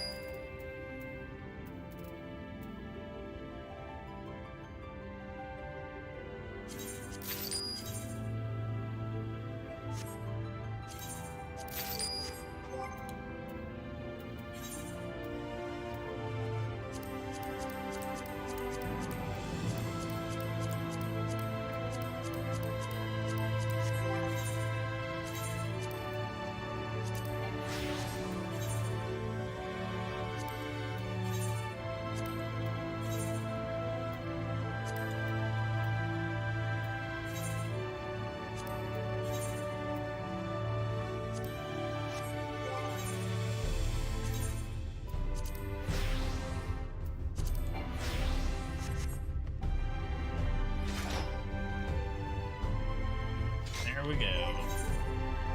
Alright, lamb fixed. And gear has been upgraded.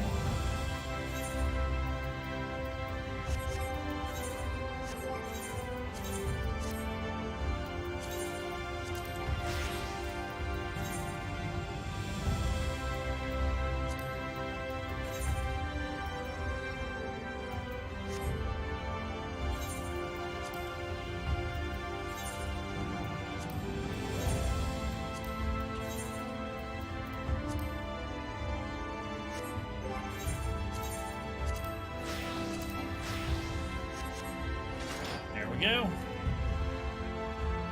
I'm all geared up and ready to go.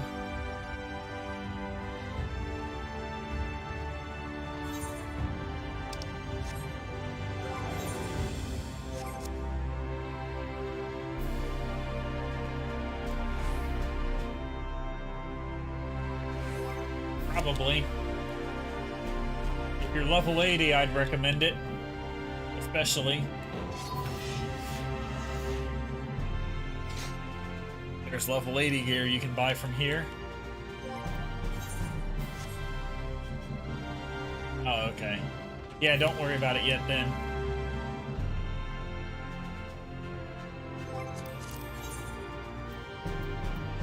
Yeah, you're 77.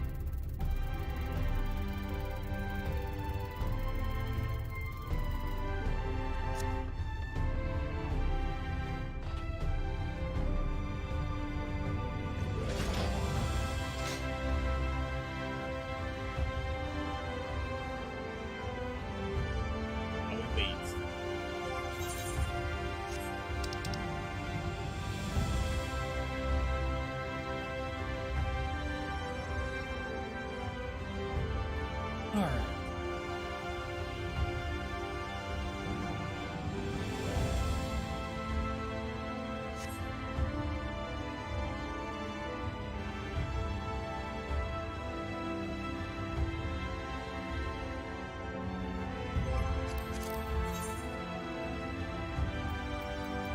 Maybe I should do this. Alright.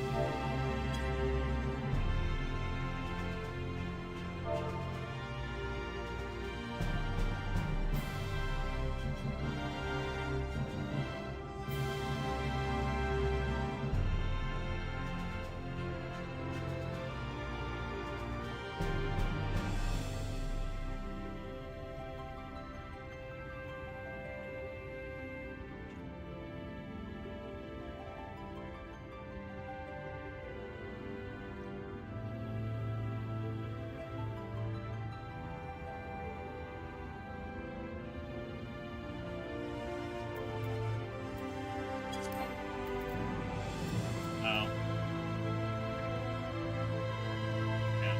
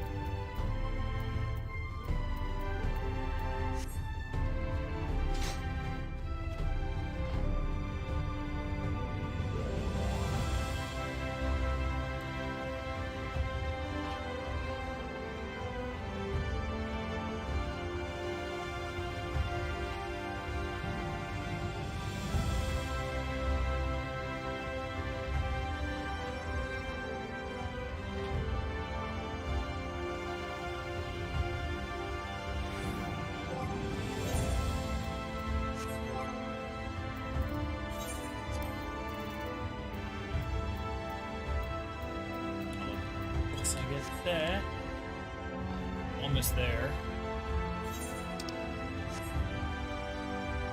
Well, I guess I can go grab that etherite I'm missing real quick.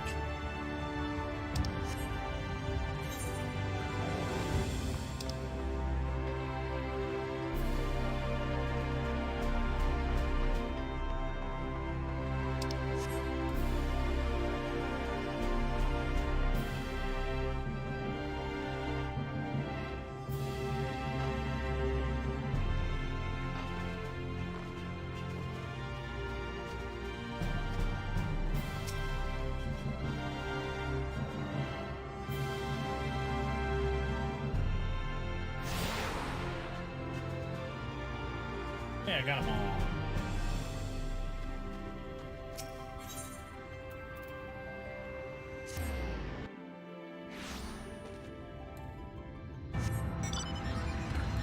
Guess I'll go around and collect the etherrites real quick.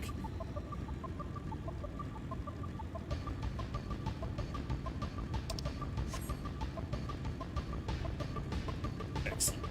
Oh. Yeah.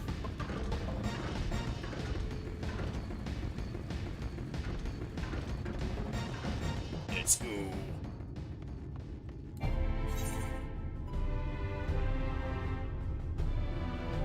Alright, no blue quests. No ether currents yet. Guess I'm gonna go grab some of the map ones. Let's go.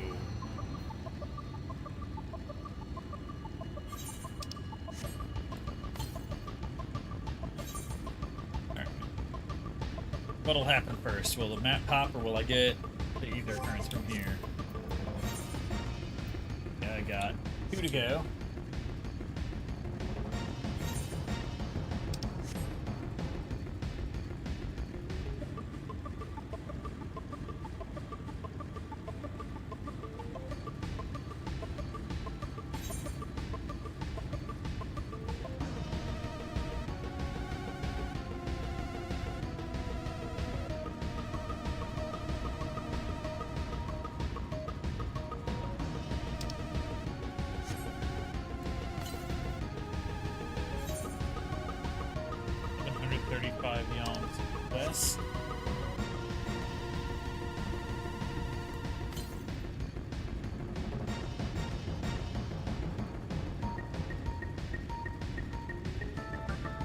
I'll just use this time to run around, grab all the ether current. You know, fun shit.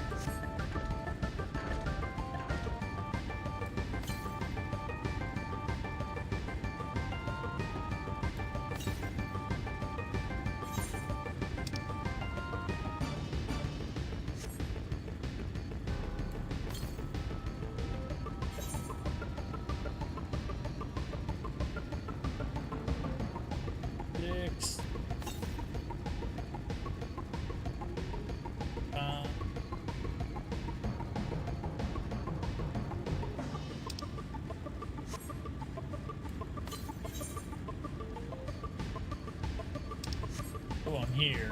It's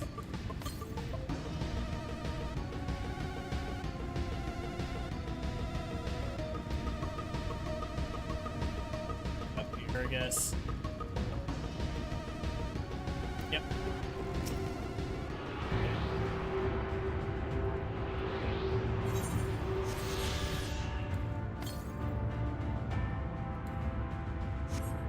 Alright, guess looks like next one's over in that area.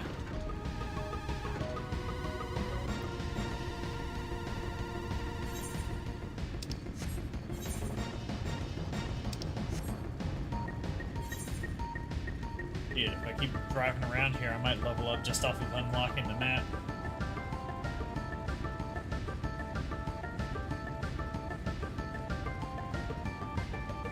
On Holminster.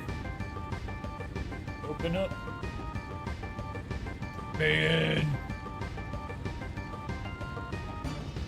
Need a healer. I'm holding up for a healer till the end of the night. They gotta be brave and they gotta cast spells and keep Frank off of the floor.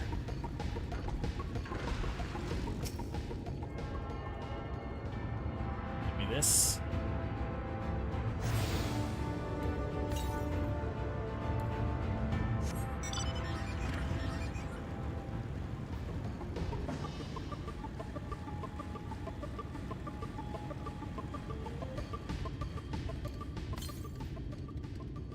No.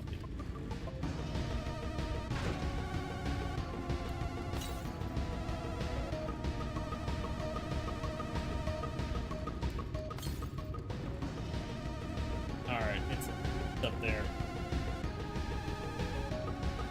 Ooh, didn't hit the like button yet.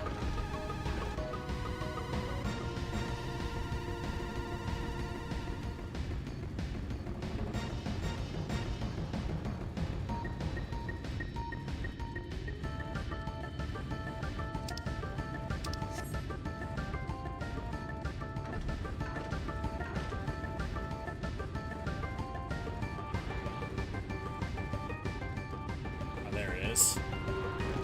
Last one.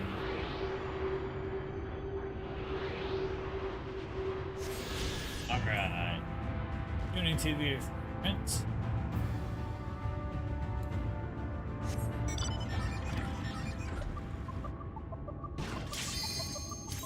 I just got the last ether current, and there's the duty. Alright. Take it.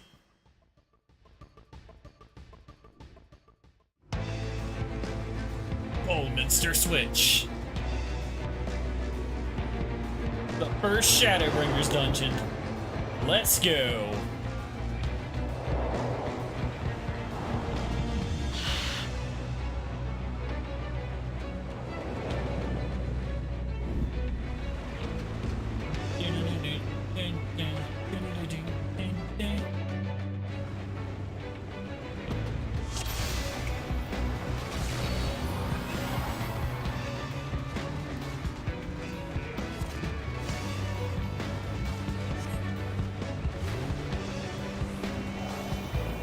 Oh, the bear got turned.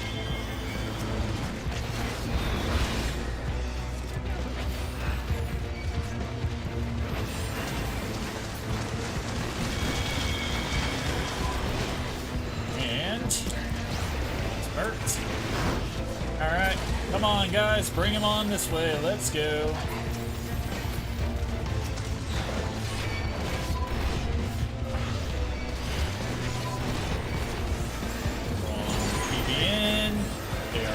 TBN.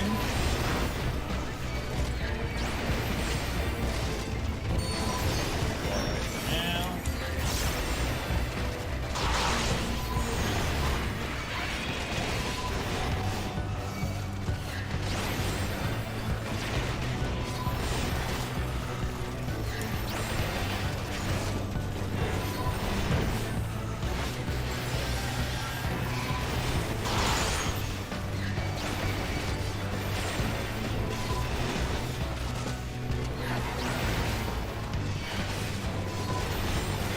Cool, your fiance's in this duty.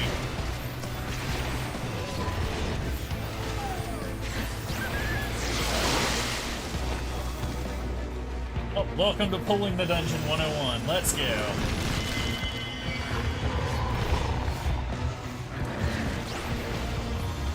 I'm replaying Shadowbringers. It's Kenji's first time here through Shadowbringers.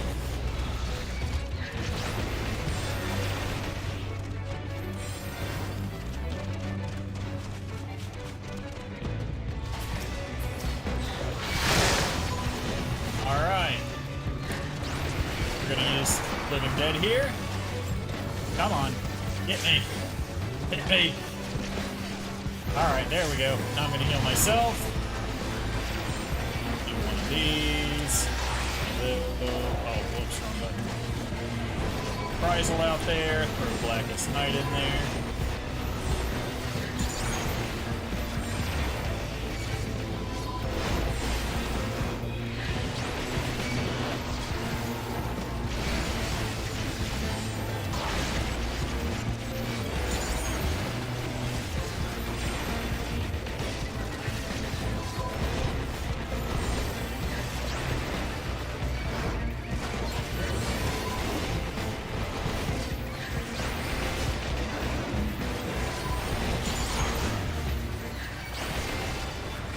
Using Blackest Night religiously.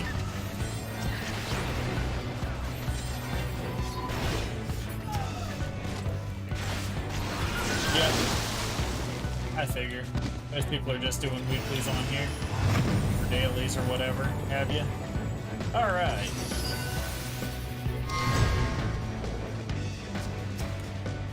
Ready, let's go. Taking them away from friends. Now we get the new Shadowbringers boss music.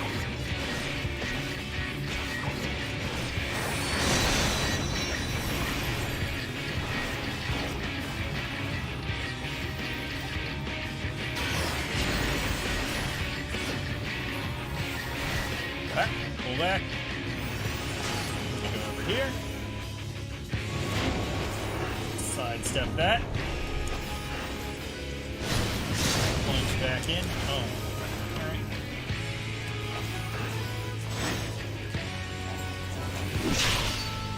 Alright, get over here. Follow me, follow me. Alright, right over here. Yep, point you north. There's Cleave's a little safer direction, shall we?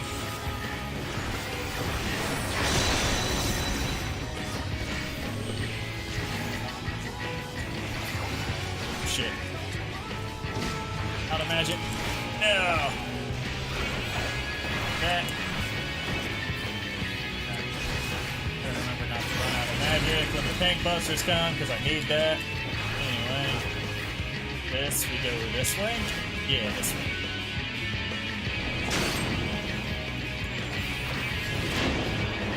Oh. You tried.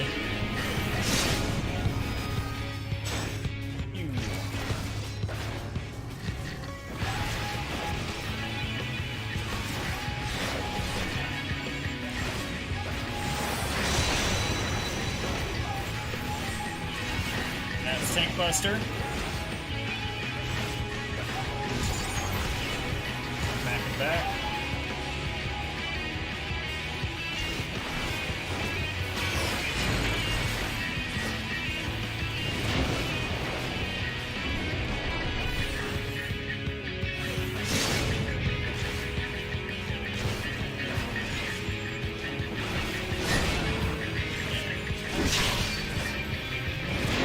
For it.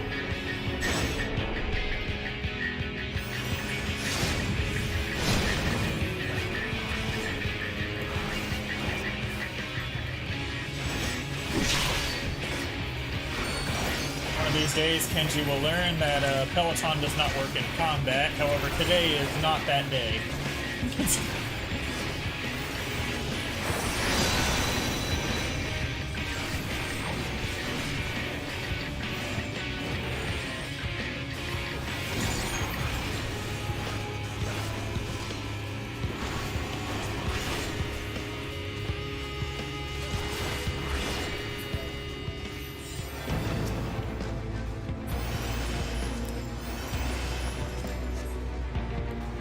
One day he'll learn.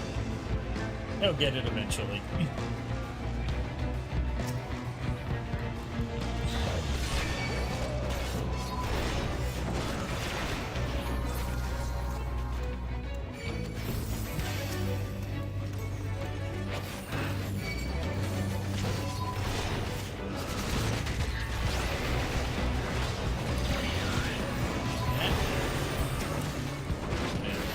Help the healer along there. There we go.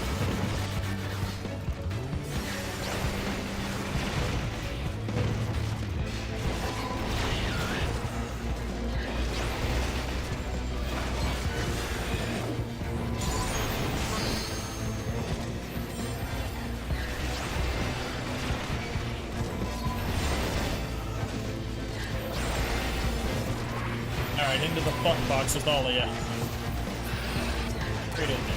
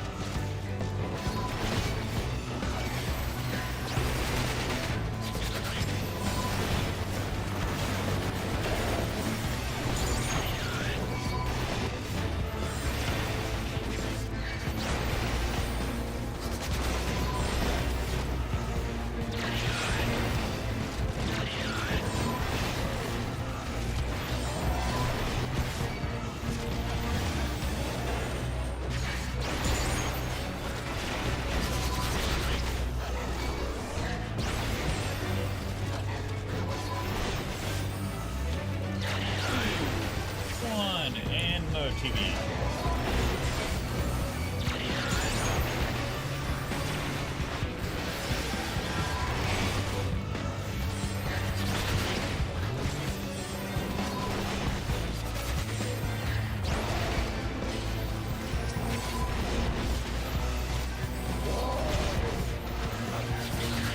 Nice. Never really touched Stardew Valley myself.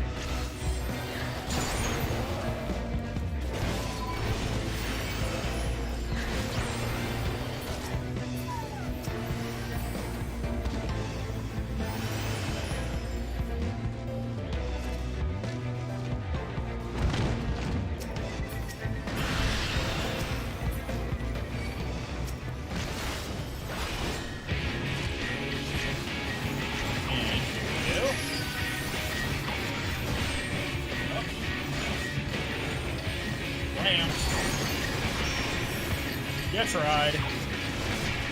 Oh yeah, by the way, this is Tesleen, the Forgiven.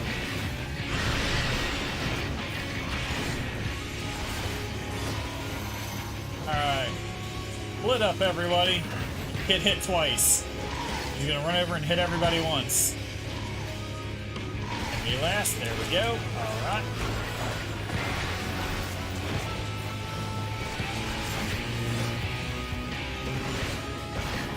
Red wide, I think. Yep.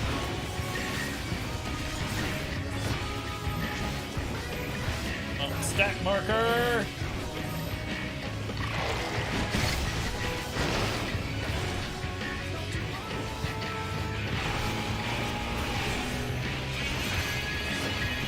Oh, you got the numbers. You can split up, everybody. Get hit twice. Don't let it run over you. There you go. There you go. 3, and 4. And plunge.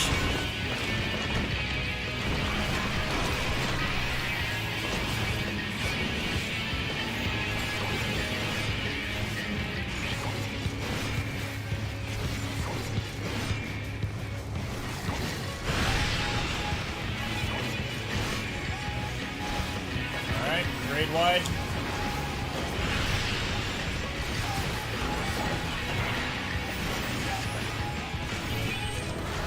Tank Buster. Got a present for that.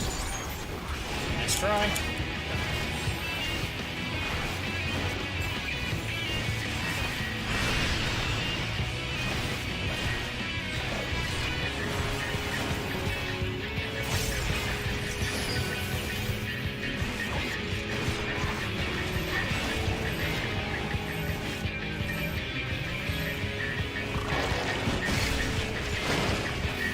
Over here, lady. You gotta get back in the fuck box. There you go.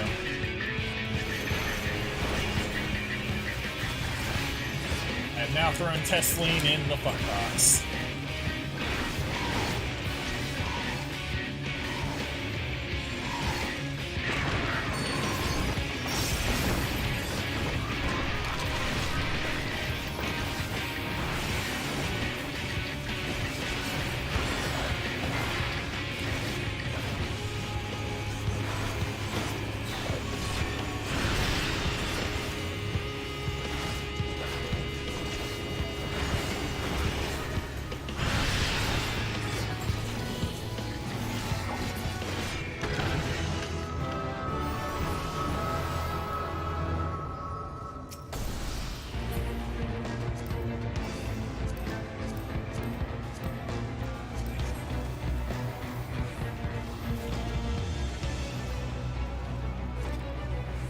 Alright, we got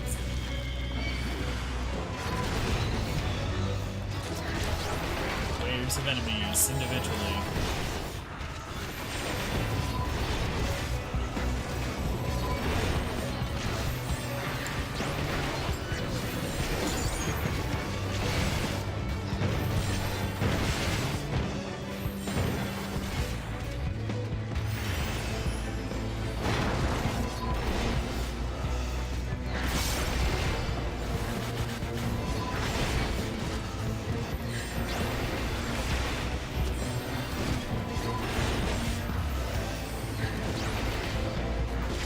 Thank you for the congrats.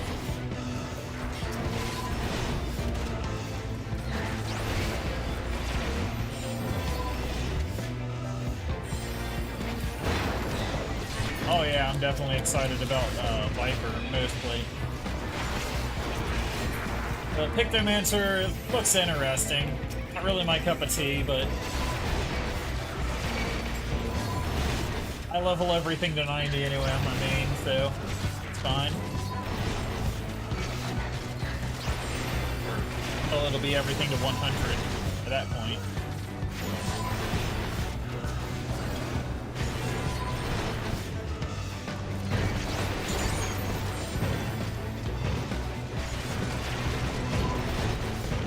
Look at Kenji there, just roasting them all.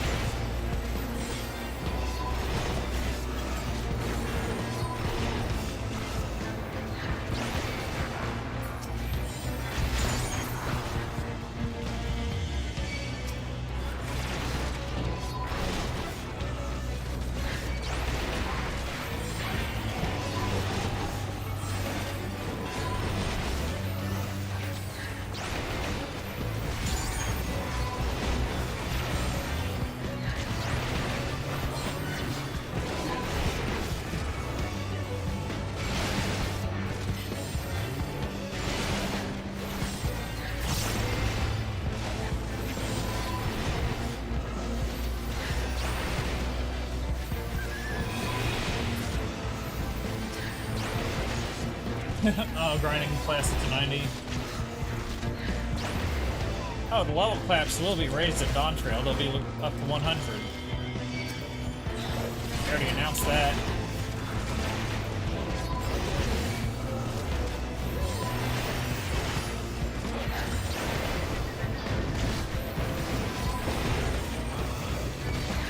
excited to see what the new Dark Knight skills are.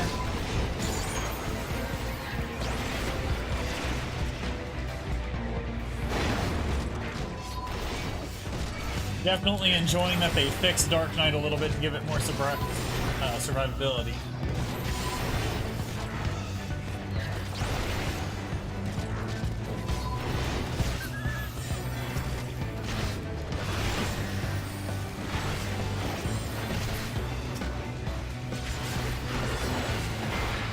Ha!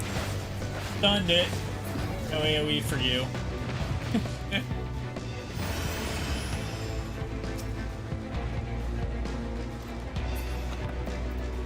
Sorry, sir. Your AoE appears to have been cancelled.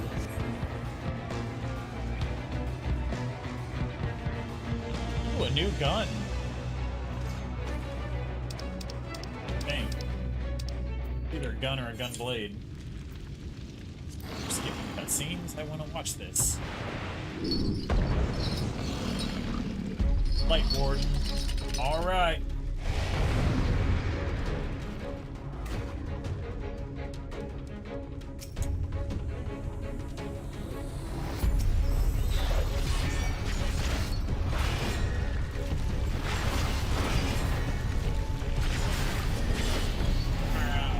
Clear him and smack the shit out of it.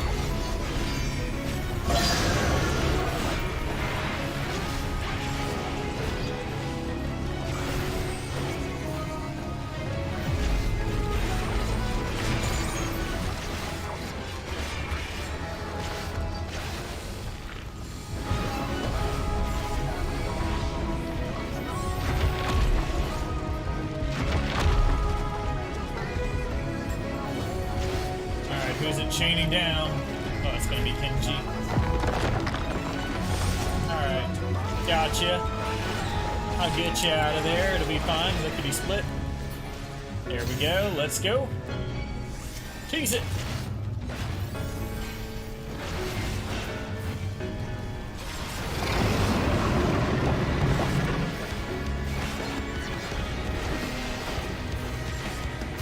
Oh shit.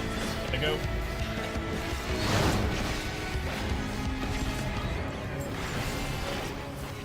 Cross.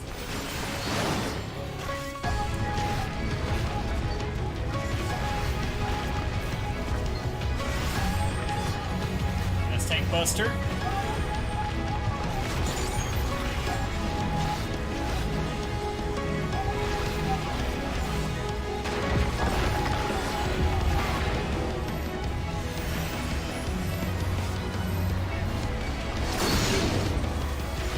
Prize of that. There we go.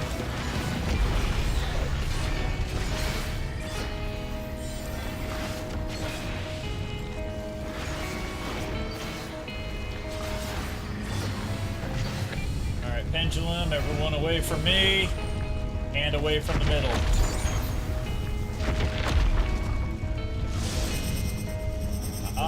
We're gonna go, I'm gonna go over this way.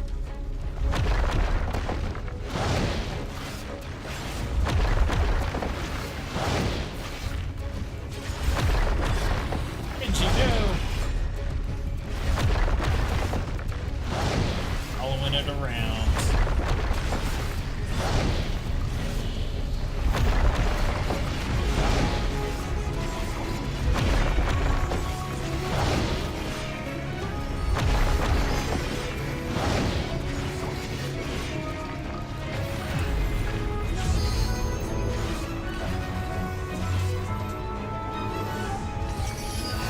Oh no, I didn't make it in time. Sorry.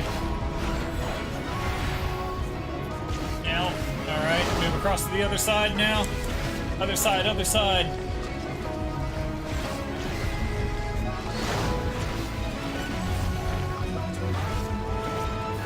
Alright, Dancer's getting targeted with the chain down.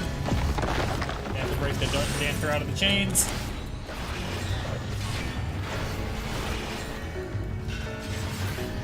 Alright, go.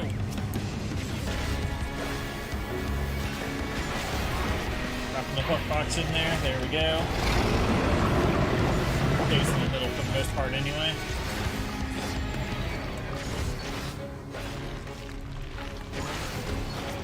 was about to do pendulum in a second. Oh no, Scavenger's daughter.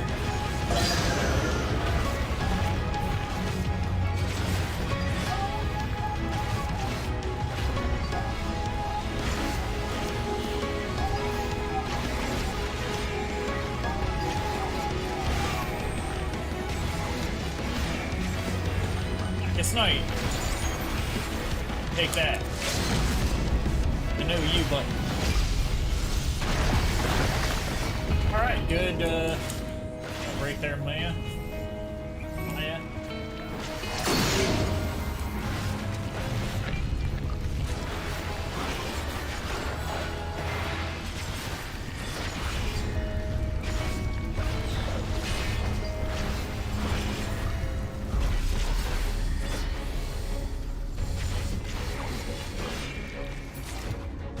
And he is slain.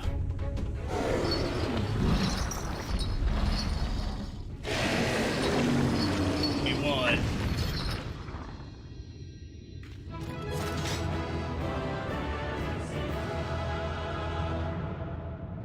Nobody destroyed. I mean, Sin Eater destroyed.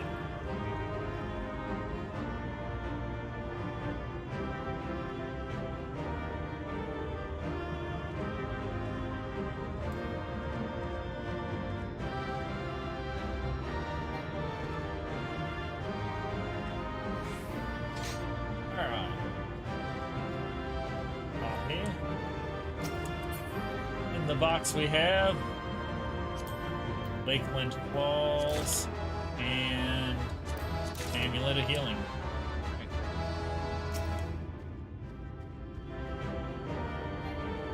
Good stuff indeed. Let's go.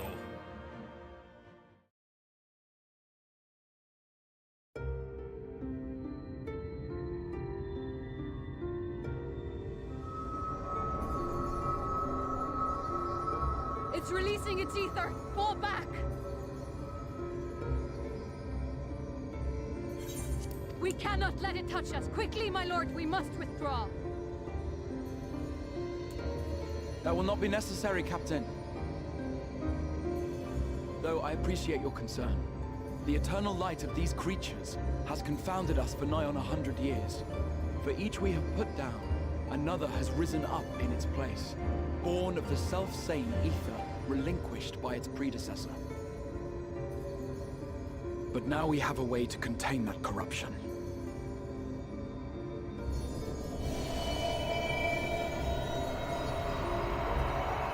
The blessing of light, and the hero who wields it now stands before you. Damn right I do.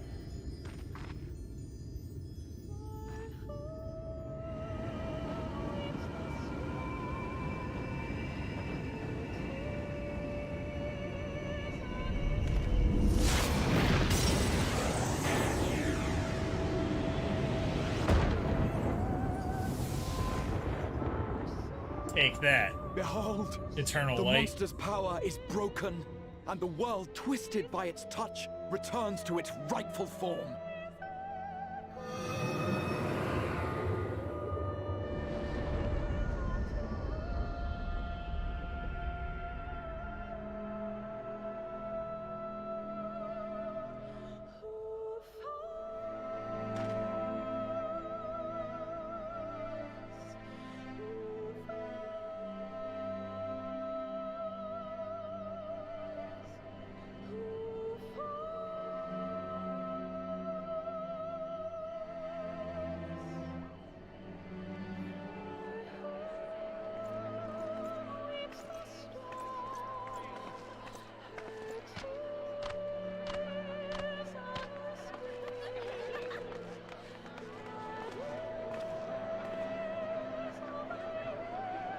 sky. It can't be. What's happening? It's so beautiful.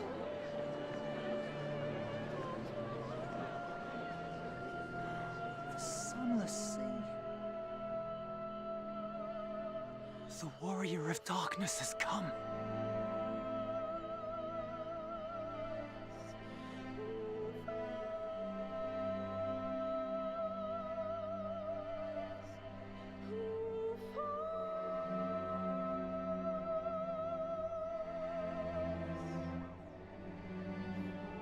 Is that what I think it is? The night sky. As it should be. Who are you people?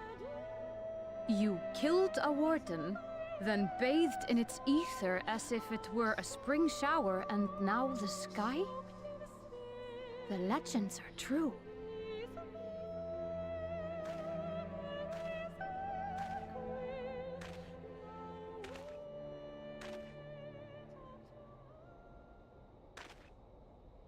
My lord?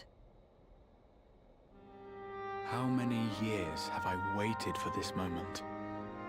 For the one possessed of her blessing. For you.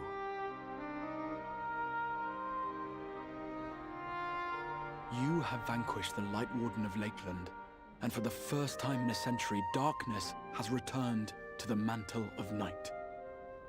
Without the ever-present light to sustain them, the Sin Eaters will have no choice but to retreat.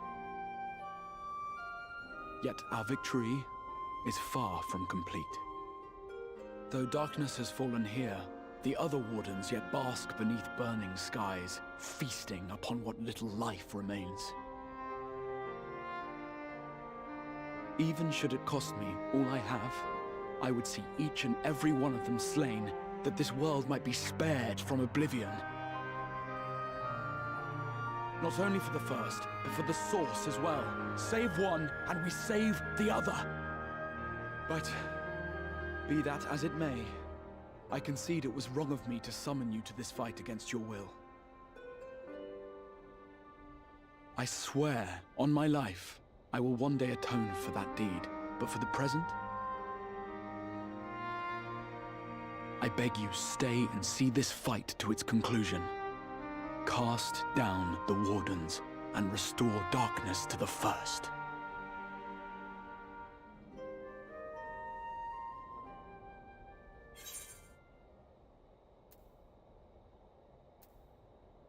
Seems I have no choice but to fight. On behalf of the first, I offer you my deepest thanks. I understand there is much at stake here, Exar, but why do you risk yourself so readily? It must have been a dangerous drain on your ether to summon even one person across the rift. I do it for my people, of course. To give the Crystarium the tomorrow it deserves. That is true now, yes, but the city had yet to be built when you first called forth the Crystal Tower. I'm simply curious to know what prompted you to commit yourself so completely to this particular course.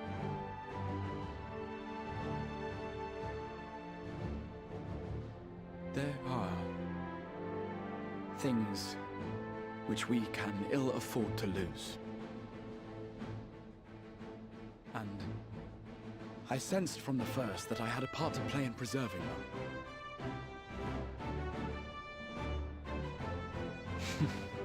Forgive me. I fear the events of the day may have taken their toll. Despite appearances, I am an old man. One burdened with many difficult memories, some too painful to recall.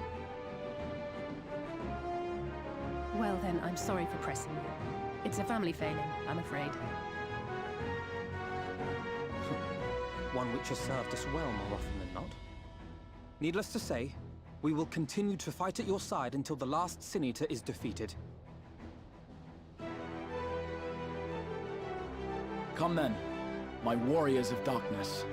Let us gather the surviving villagers and make our way back to the Crystarium. Alright. Let's go.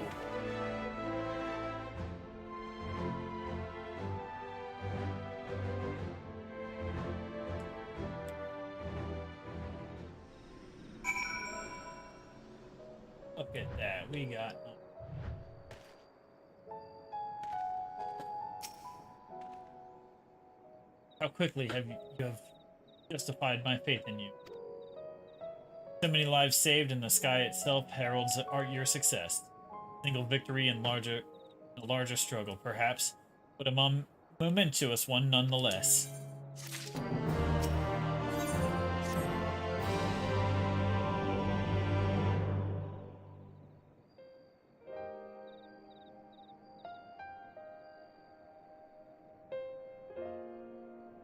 Now, as for how we proceed from here.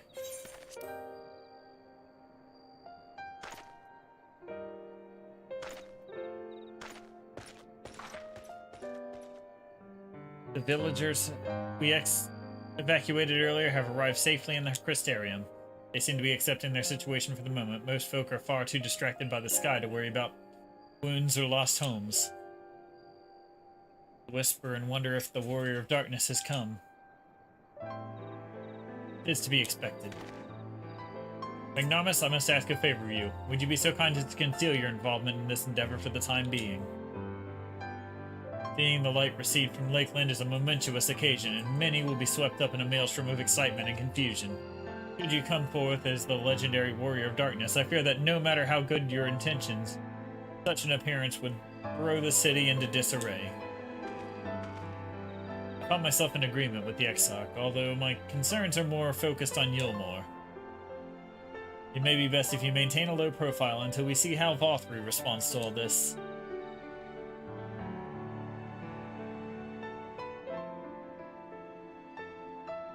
My thanks. Though we cannot freely celebrate your success, pray allow your heart to be buoyed by the joy of our citizens. A joy you surely brought into being. And I must ask the same discretion of you, Captain. It is my intention to share with our people the tale of a warrior who stood in defiance of the Sin Eaters. This unnamed champion defeated the Light Warden and has since departed for parts unknown, yes? As you wish, my lord. Your penchant for mystery is nothing new, and I will encourage folk not to question this either. Although I expect to be told the whole truth of it one day. About all of you.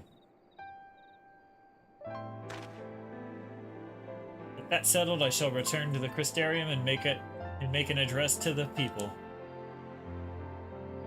These explanations and adjustments will consume much of my time, so pray take the opportunity to rest and recover from your exploits. And to think you'll not even need to shutter the windows to enjoy a dark and peaceful night's sleep.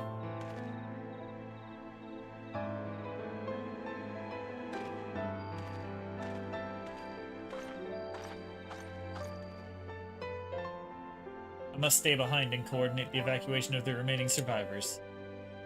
And I hesitate to ask after all you've done here today, but could I ask you to pass on a message on your way to the Pendants? Please let Bragi know that we're bringing in a number of injured, and that any restoratives in the markets need to be reserved for the infirmary.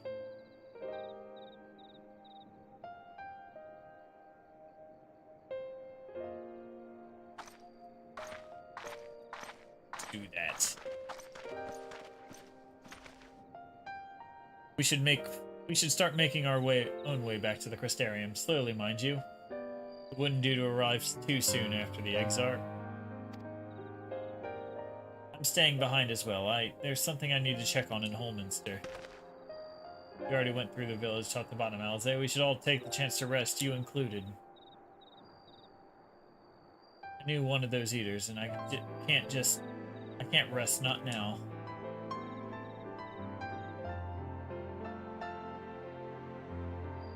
But please, I wish to be left alone for a while, and that means you as well, Magnarmus. I shall be cross if you try to follow me. I promise I will find you later, when I feel myself again. You must pay our respects to Tesleen. Just you and me then, shall we?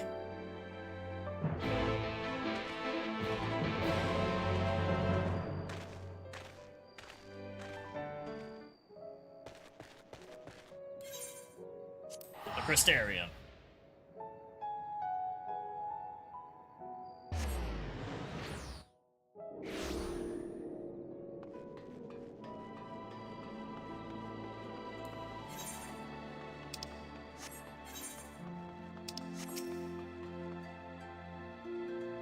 The Crystarium seemed relatively ordered. Wouldn't you say? The Exarch's speech must have been reassuring to hear. On the contrary, there's something jubilant in the air. I have a feeling this night won't be quite as peaceful as our hooded friends predicted. I think I shall take a brief stroll around town before retiring to my chambers. Since you've just charged your duty to Bragi, I suggest you do the same. Sleep well, Magnarmus. I hope the untroubled dreams find you and Alizé both.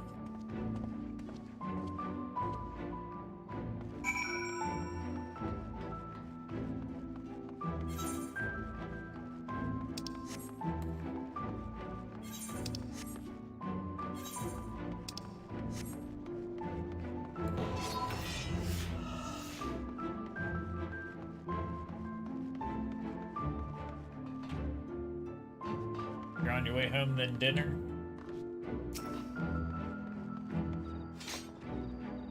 Alright, what can I do for you? Looking to buy a lantern? Like every other stumbling soul in the city? Could you get some meds to the infirmary? I see. Well, Captain Lena can rest assured that any potions I spot coming in will be set aside for the wounded. Hang on a moment. You're carrying messages for the guard? Does that mean you were there then? The battle at Holminster? A stalwart lad like you might pay a visit to the Wandering Stairs and make himself known. I'm sure Leonard can introduce you to some interesting opportunities.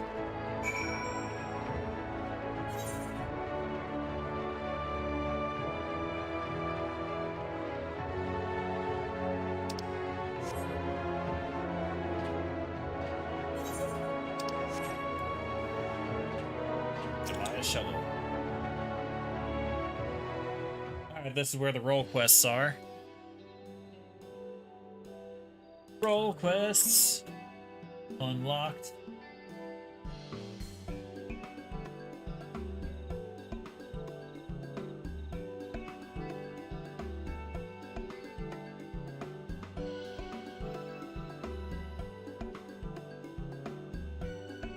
Delia, more beer for table 2, and a couple of pints of mead for table 3 while you're at it. Coming right up. Sorry, we rushed off our feet for this evening, sir. Can I get you anything? Drinks are on the house. Oh, Bragi has a twisted sense of humor. To think he'd send you to me at a time like this. The first real night in near 100 years has folks all riled up and then some. What's more, there was that eater business at Holminster Switch. They say a Light Warden was destroyed without a damn trace, and it was the Warrior of Darkness who did the deed. Really must apologize for Glennard. He's been almost as rowdy as your customers. And that's no small feat.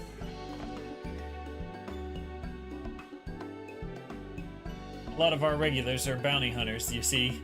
They mostly go after eaters, and the rumors of the Warrior of Dark appearance was the spark of their kindling.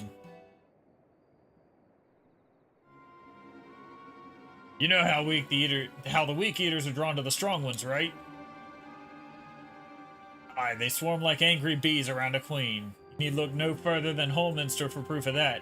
But attacks on that scale don't happen every day, praise the blessed Shadow. No, the more common threats are the strays. No one knows why, but every now and then, an eater will leave the pack and prowl alone. Those are the ones you run into on the road if your luck is foul.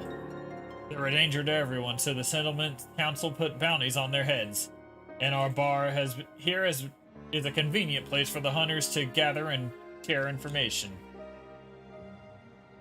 Seems a few of them were inspired by the warden slaying even more than most.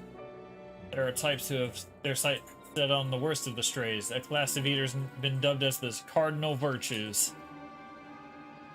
The virtues showed up out of nowhere 3 summers ago. And when historians heard the descriptions given by the survivors, well, apparently they share an appearance with the villains who caused the flood.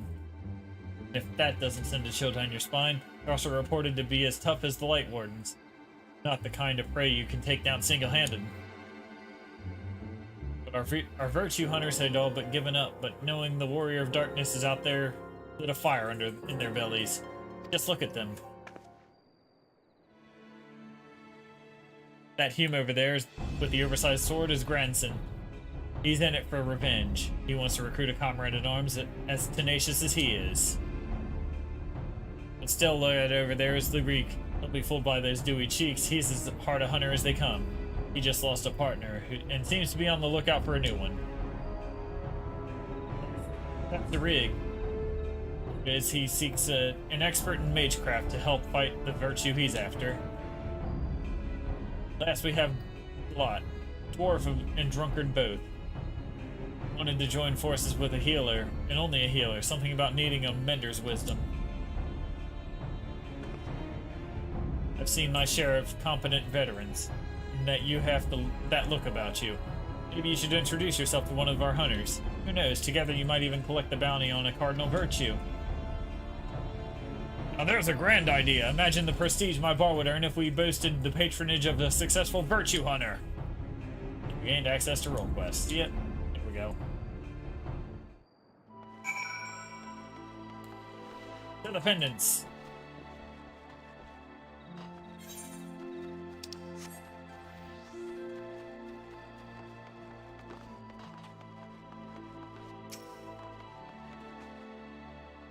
Welcome back, sir. I wonder if anyone can sleep with the city in such an uproar, but you will be retiring to your quarters? Yes. Very good. In light of the present situation, I've had illumination prepared for all our rooms. No need to rush to the markets for lanterns or candles. Have a pleasant rest, sir.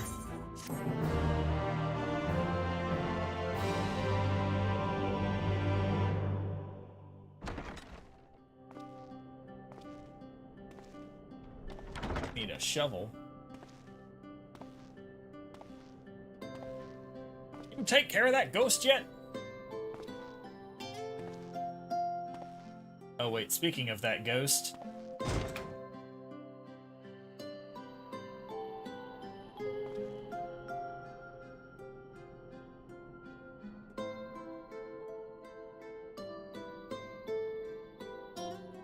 There he is.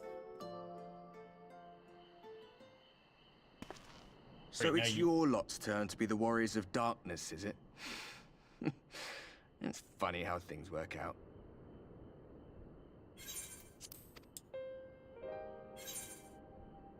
Been watching, have you? Well, I did warn you. I followed you to Yulmore and then on to Armarang. And I was there when you slew the Light Warden.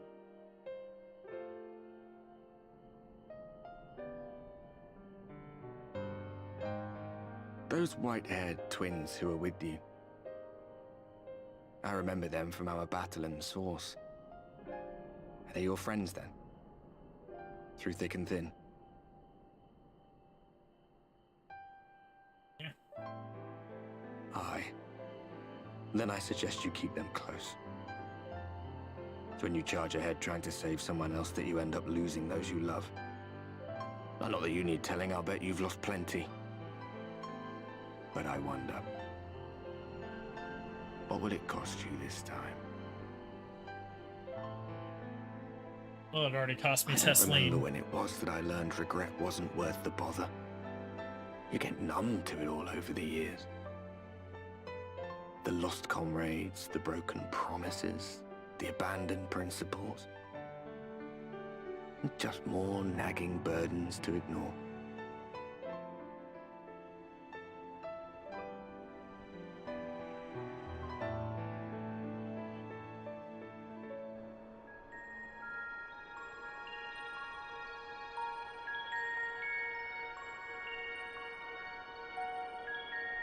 So this is what the light was hiding.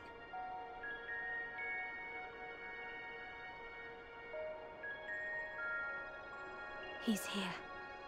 I must go to him.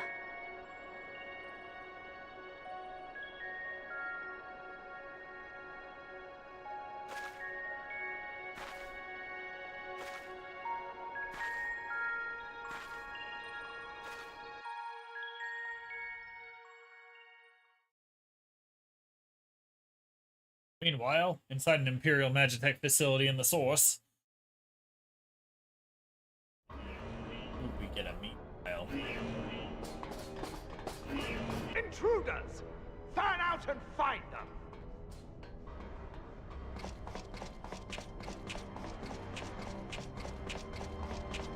Oh, Estinian's out being Batman. Out of my way!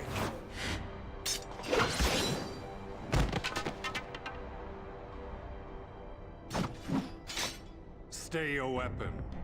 We are not your enemy.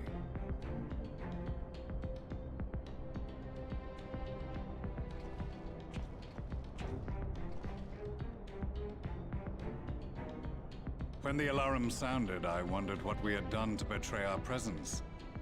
But I see now we are not the only intruders. Sir Estinian, I presume.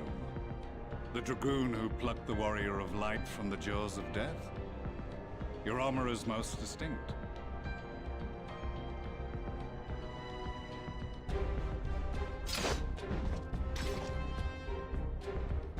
Much as yours once was. But even without it, I see a former legator still has eyes and ears in unexpected places. Van Baelsar, in the flesh.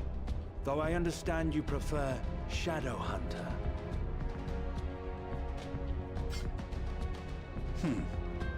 You are in contact with the Scions, I take it.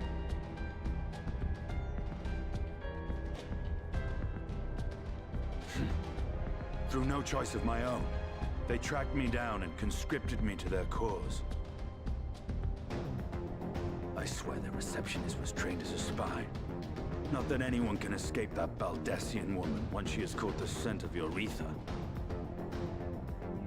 If they have resorted to using freelancers, I must assume their attempts to wake the afflicted have failed. And what of their champion? Away on other business. Thus, it has fallen to me to root out any trace of the Empire's new weapon.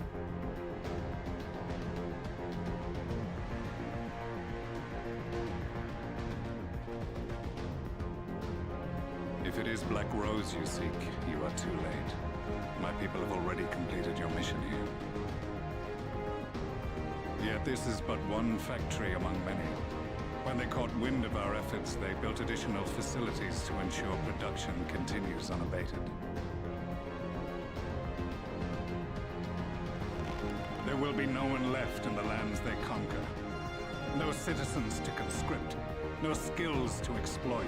Nothing the Empire needs. And they will call it victory.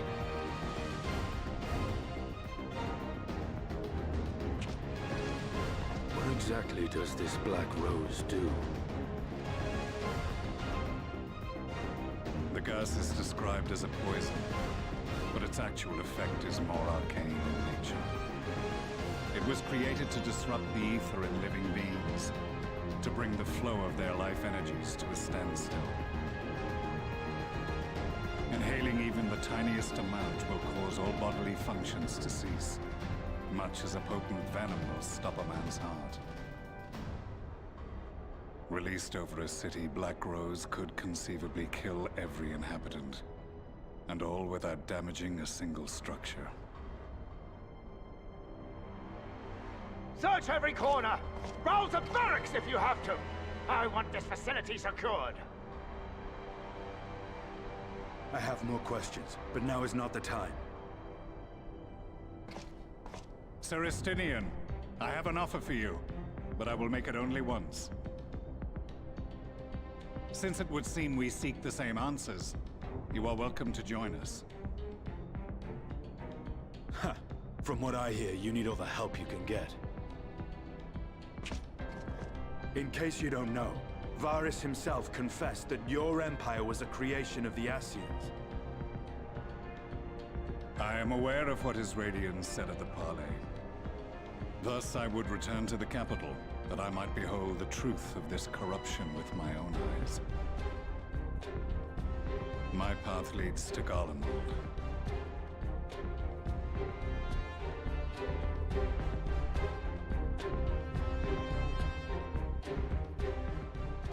And thus the edgiest duo team was created.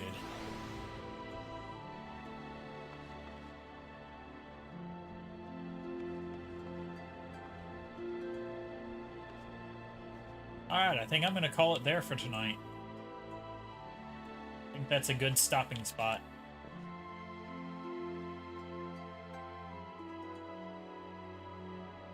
Alright, we can go on the next, So,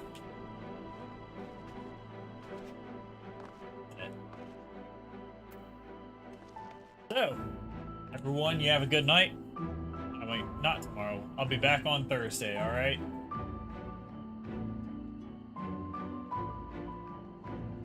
Later.